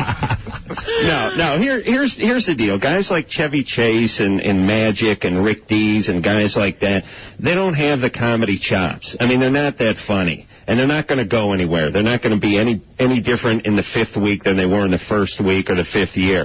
Jimmy is a truly funny guy, and he just needs to get acclimated. And once he gets acclimated, look out, America, and then look out, world, because Jimmy Kimmel's coming. Yeah, but and I'll be right behind him holding a cup of coffee. Poor Chevy Chase lumped in with Magic. Can't they give him some good guests? Well, Magic. What's that? It's the 1st week of the show. Can't they give him some guests? Yeah, that would be nice. But these goddamn publicists, they're such pussies. They don't want to book anyone on anything new, and they're all cowards. And I really hate publicists, and it's all their fault. And America should know about this skirt. Can we talk about divorce? Yeah, because this is getting close to reading transcripts. You're not kidding. Let's. This is your Lenny Bruce moment. The defense of Jimmy. Jimmy's a good guy. We wish him well. That's all there is to it. That's it. Let him do what he has to do. I like the show. That's right. I like that snow episode where they just kept dumping that fake There you snow go. on everybody. That's good. Do that every night. Yeah. Go ahead, Robin. Senator John McCain had a little problem with the president's speech, even though he is a Republican. He says Bush is not making the right choice when he puts Iraq before North Korea in his priorities, E4. The administration has clearly decided to put the Korean crisis, and it is a severe crisis, on the back burner. See, if I was Senator John McCain, I'd always appear in a tiger cage to remind people that this dude was in Vietnam, locked in a tiger cage for 5 years. Yeah. He should always appear in a tiger cage. And people get on him for using the gook word, but you know, if you were locked in a tiger cage for 5 years, having a sharp bamboo put up you could use gook once in a while, couldn't you? He's allowed. Yeah. Go ahead, Robin. You're not going to let him finish his statement. I wonder why North Korea is a bigger problem. All right, I'll listen. The administration has clearly decided to put the Korean crisis, and it is a severe crisis, on the back burner until the Iraq situation is taken care of. I think that's a mistake. He never even tells you why. I don't know why. Well, I'll tell you why. They look more like Vietnamese. Yeah. McCain just wants to get rid of anyone that looks Viet Cong. Yeah. That's all. Oh, my goodness. He was trying to attack Lucy Liu the other day. Larry King Live. I said, Senator, you must understand she's American. I don't give a rat's ass. She looks... He went after the Iron Chef last week, too. She looks dangerous to me. Tariq Aziz, who is the Deputy Prime Minister, I think he did stay up to watch the President's I hate State that of guy. the Union address. I hate Tariq Aziz. That's the guy who speaks for Saddam Hussein. I can't wait till we invade, and if Tariq Aziz lives, he's going to be a cab driver in You'll be France. driving your cab. Yep. Iraq won't give in to the threat of war. E1. Shall we surrender to the Americans because they mean to be evil to us, you see? We must surrender to the American... you know how Israel feels when all the PLO statements come out. Yeah. Like, you know, hey, they're convincing the world. Wait a second. I like the threats, though. They're not doing the threats anymore. Well, wait a minute. He will fight to the last bullet if necessary. I'm 67 years old. Expect me out. Really? You look 65. After all my history as a militant and as one of the Iraqi leaders, to go to an American prison, to bring it on, a-hole. Go to Guantanamo. Come on, let's go Guantanamo right now. I would prefer to die. Good, because you're going to die. Guess what? They're going to fight to the last bullet, but they got 8 bullets. That's the problem. What is it, Michelle? Hey, how you doing? Hi. I'm calling about the hydrogen-powered cars that you were mentioning. Yes, and what about the invisibility ray that the president didn't mention? Well, that's next week, but the hydrogen-powered cars have been around for a long time. Yeah. Nissan and Hyundai have already funded some of those, and... So where is it, Mr. Scientist? Well, they are made in Connecticut. United Technologies has a company that creates them. So what's the problem? Well, I have How a fast feeling can that they go? I think the oil companies and electric companies don't want to see it happen because these are used in Alaska to power their post office.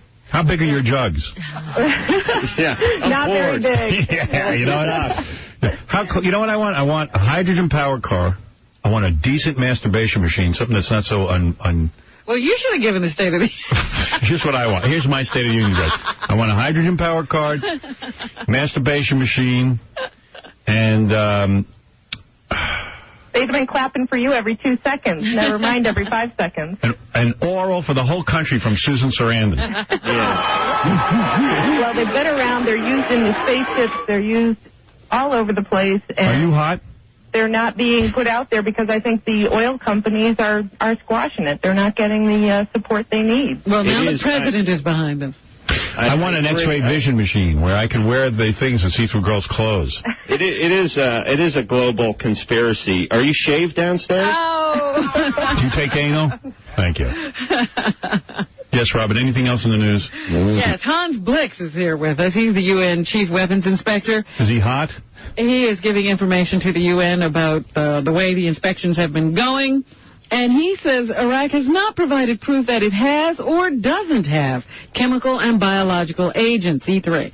If there is any Iraqs or VX left, then I think that should be presented to us, and it should be... I want to hear about Joe Millionaire. This guy bores me. Anyway, that's what's going on in world affairs, and the president was given high marks for his speech last night. Was he? Yeah, I think people thought he was very presidential. That meant the people who liked it were high. There was a little transcript there. Got to take a break. We'll do the local news, the entertainment news, when we get back. You are listening to The Howard Stern Show. You're listening to a man who has Down syndrome of the penis. Howard Stern.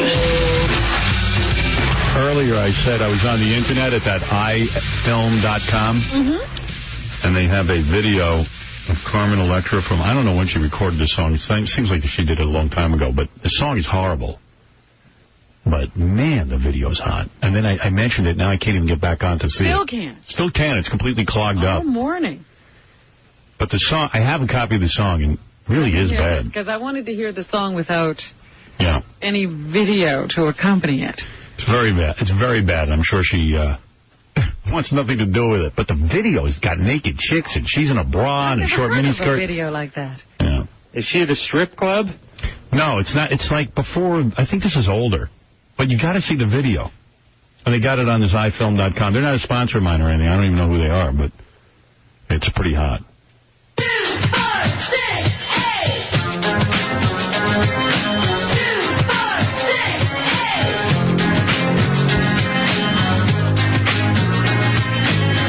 And if I tell it to you, I want somebody, then I would give it to you, baby.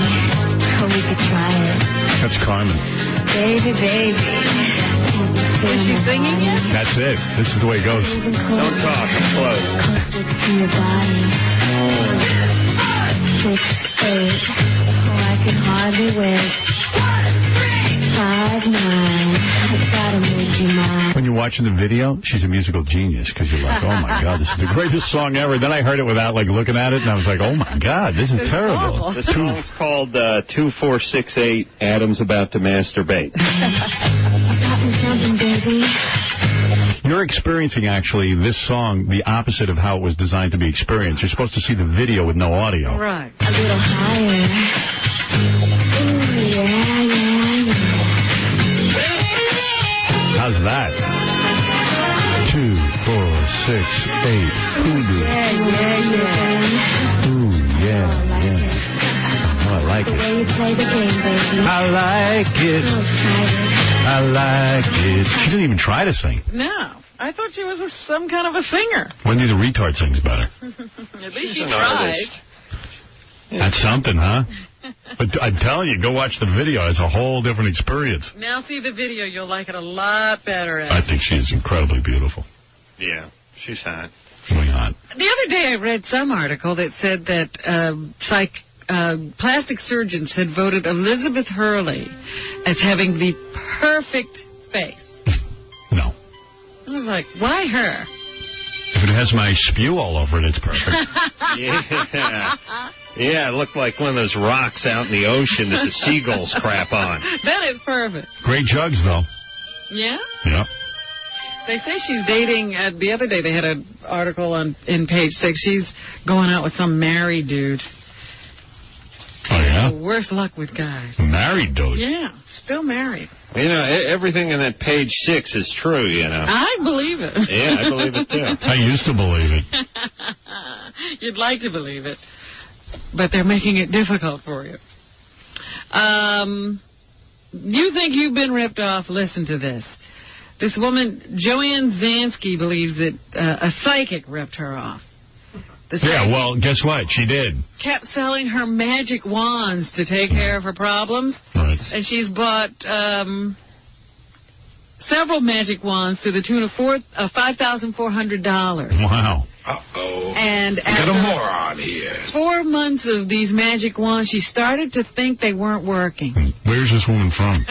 Bethlehem, Pennsylvania, or wherever it is. She initially caught on when she saw the good humor stamp on the side of one of the magic wands. 7 million popsicle sticks in her apartment now. She finally called her sister and she said, you know, I don't think these magic wands are working. And well, maybe she didn't pay enough for them. Sister said, you know, you better go to the police. But the police don't know if any crime was committed. No. Because she paid for it. Of course. It wasn't like she said this is something else. She said it's a magic wand. Right. The woman sold her the magic wands and told her the price, and she bought them. She's not using it properly. She should watch Harry Potter. Those kids do amazing things with those wands. So I hope, you know, somehow her magic wand starts to work. And this guy's a pretty lucky guy.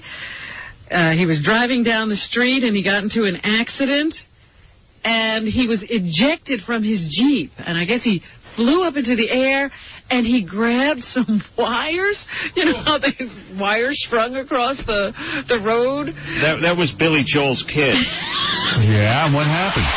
He hung electrocuted? there for 25 minutes. No, Oh. he didn't touch a live wire. Wow. He luckily managed to get wires that didn't have any current going through them, but he had to hang there for like 25 minutes. You're telling me the guy got ejected so far up that he could grab like Grabbed- telephone wires? Yes. That's what I'm telling you. You know, maybe it was over a ravine or something, and the wires were just there. I always wondered how, like, sometimes you see shoes up there. Yeah. Yeah, I know. Yeah. People get ejected up there. I thought kids threw those up there. No. I was wrong. No, the people in car accidents. Well, the guy had to hang there for like 25 minutes before they could get him down. And another guy who was in the accident with him, I guess, came over and was talking to him. He said he was very calm. He actually used his cell phone and told the guy to turn off the car and all kinds of things. Wow. And the guy who actually it happened to, he said, you know, God must have been with me, because who could be ejected from a Jeep and survive? Yeah, but what God would eject you from a Jeep? Maybe he figures he ejected himself and God saved him. These God guys never do the math. They got to go back one more time and figure if God was with you, you'd just be at your girlfriend's house in Connecticut. You see, God loves Jackass, the movie. He wants to see cool stuff. Anything else, Robin? Well, there is some showbiz news going on here. Kate Hudson has a movie coming out called How to Lose a Guy in 10 Days. Okay, that's the daughter of Goldie Hawn. Yes. And here she tells us the mistakes women make that send men running. A2. A2? Brute? A2 Brute. All right, let me see here. Hold on, I messed up again. All right, everybody ready? Okay, here we go. Name his penis. Wait, whoa. Name his penis. And whoa, what is that? I don't know. What is she talking about? Name his penis. Wait. That makes name a guy his penis. And call his mother. Dress up his apartment. Always. What the hell is this? She's done a movie about a woman who does everything she can to make a guy go away. And these are supposed to be the things that will make a guy leave. Name his penis. And I think naming a penis would keep you there. Yeah. Especially if it's Godzilla. Call his mother. Yeah, call my mother. I wouldn't have to do it. Dress up his apartment. That doesn't turn me off. Always wear pink. I like that. Cry while having sex. That's one of my favorites. That might get me a little Would depressed. that bother you? Yeah, that might bother me. I've had that happen to me. Well, but it's like you're senior in high school, and this is the second chick I ever banged, and after we finished, she didn't even know we finished. She finished. She didn't finish. No, I finished. She started to cry. She started to cry and said, I don't know why I just did that. And, and I need to call my boyfriend up in Albany. And I was like, no, you don't. My dad will kill me. My dad will kill me. She's a Bill to Albany. Get out of my house. These two shouldn't be having sex. No, it was bad. What else does she say will turn off a guy? I mean, personally, I think that when it's love, and you can't do anything that could... She knows. She's 20. She doesn't even know what turns off a guy. You know what turns off a guy?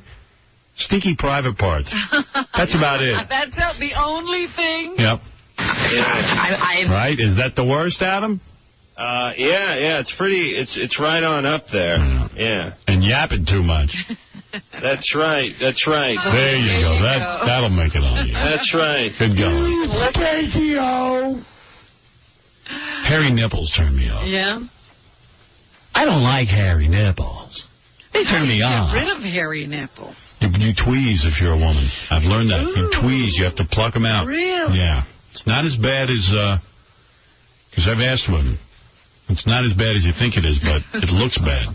Yeah, I think it would be horrible. That sunflower look's a bad one. Yeah, it's a sunflower look. A woman who farts louder than me, that turns me off. Vince Vaughn is in a new movie. It's called Old School and opens on February 21st. And here he shares his preferred way of meeting women and dating. I usually just like to meet someone out at a bar, really, and have a drink and then see if you get along. I think sometimes, you go to dinner and you don't know someone that well. It could be uncomfortable for either party. So, he can't find a woman? Just kind of... Who's setting him up on dates? Yeah, he just goes in and says he's Vince Vaughn. Yeah, isn't that all he has to do? He doesn't need to bother with the drinks and the roofies and all the other stuff these guys have to mess with. You know how I like to meet women? How? I like to go to a club and compete with Carson Daly. You have to take Carson Daly with you. I like to go to clubs, and I say to Carson, all right, you take a bottle of vodka, I'll have a bottle of champagne, and let's see who can get more women. And that's how I like to do it. I see. Yeah. Well, because according to the newspaper today, that's what I like to do. That's your method. That's my move. Bridget Monahan is in a movie. It's called The Recruit. That's the one with Al Pacino. And here she talks about working with Big Al. At the table reading, it was like oh, my God, at the table reading, he was amazing. He floated above the table. Yes. He doesn't even sit in a chair. He floats because he's Al Pacino. Oh, let's listen to this ass-kissing session. Like the Pope coming in, and oh, my God, and... He blessed me with his smoking purse. His first time reading, and he's, such a legend and a veteran of this business, and, you just feel like you don't know what you're doing. We're sitting at the table read, and all of a sudden, there's this glass table, and it starts to melt. I realize he's melting the glass with his eyes. His sack sweat smells of patchouli. But all my scenes where he was my teacher, so I could always sort of remain in that place. Is there one of these actresses with enough dignity to say, he got coked up and tried to F me in my trailer? No, instead it's he lactates crystal champagne. Yeah. Cristal. He invented the hydrogen-powered car. Some lepers dropped by and he cured them at the table read. Like the average American knows what a table read is. Right. Elizabeth Hurley. She has a movie called Serving Sarah. Table read. Now on DVD. Yes. That's the movie she did with Matthew Perry. How'd the table read go? She says Serving Sarah was deliberately made to be a light comedy. B3. The table read, it was very light. Sometimes it's great to go see a movie with a great message. You go out and you sit and talk about it. Sometimes I kind of... She sounds like a barrel of laughs. Oh, yeah. Like just being made laugh. And you have sort of, an hour and a half, 2 hours in a theatre and come out sort of a little more... It's a face that eats some bukkake. And I think... When you only have an hour and a half to laugh, you gotta make time, Sometimes it's great to go see a movie with a great message. You go out and you sit and talk about it. Sometimes I kind of like just being made laugh. And you have an hour and a half. Why don't you turn your head and cough? With a nice off. Here she talks about wearing skimpy outfits for the movie. I don't know, most girls tend to feel quite self-conscious in... Not me, I'm perfect. Normally short skirts, you have to pull down all the time. And tops, you have to pull down over your stomach, and straps you have to pull up. I kind of hate all that, which is why I wear jeans every day of my life. I see. I'd offer hard. Matthew Perry worked with her, and here he is about working opposite Elizabeth Hurley. I began to drink heavily after 2 weeks of... working with Elizabeth Hurley. Yeah. She was really funny. I'm really excited for her for this movie, too, because she's able to... Isn't it like one of the worst movies ever made? I'm sure it did. I don't even recall this being in theater. I love all this ass-kissing. Show, comedic things in women. I'm happy for her. She's going to do some comedic things. She's going to laugh her arse off. Anything else, Robin, please? Yes, finally, something else that's come to the DVD store near you is The Banger Sisters, which stars Goldie Hawn. It should have been at the table read. Goldie Hawn is sitting there and has diarrhea, but yet it smelled like spaghetti sauce. It was so delicious. It was a loft riot. Yeah. Susan Sarandon. This is what she does when she's not making political statements. Here Goldie says her life when she was in her teens and 20s was very unlike her character in The Banger Sisters. See one. I wish I could say I drew from Ooh, Goldie Hawn sounds like a man. What happened? I wish I could say I drew. Or experience, but I didn't. I lived Wasn't that cute little giggle? What happened to the girl who was always giggling? My voice changed. Satan has taken over her body. Here's Susan Sarandon to say she didn't know Goldie Hawn before working with her on this film. It took a while to get the script where... Hey, bring me my hormones. And in the process of all those meetings... I like the serious 𝗦𝗄𝗿𝗱.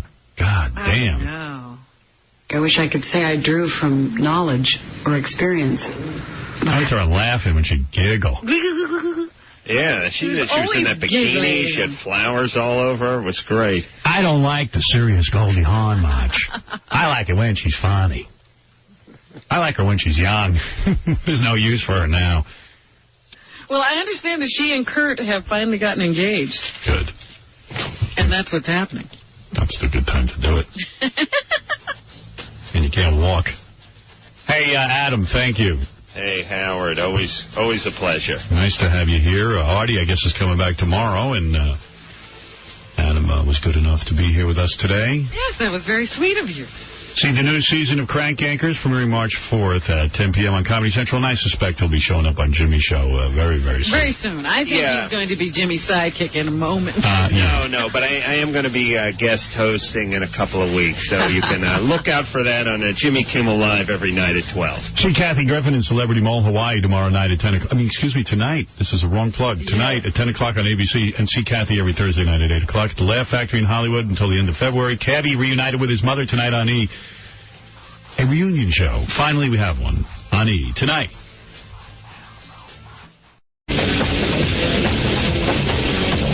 Oh, good morning, everybody. Yeah. Hey now. Oh, my God. A terrible catastrophe. I wore a velour shirt today. Oh.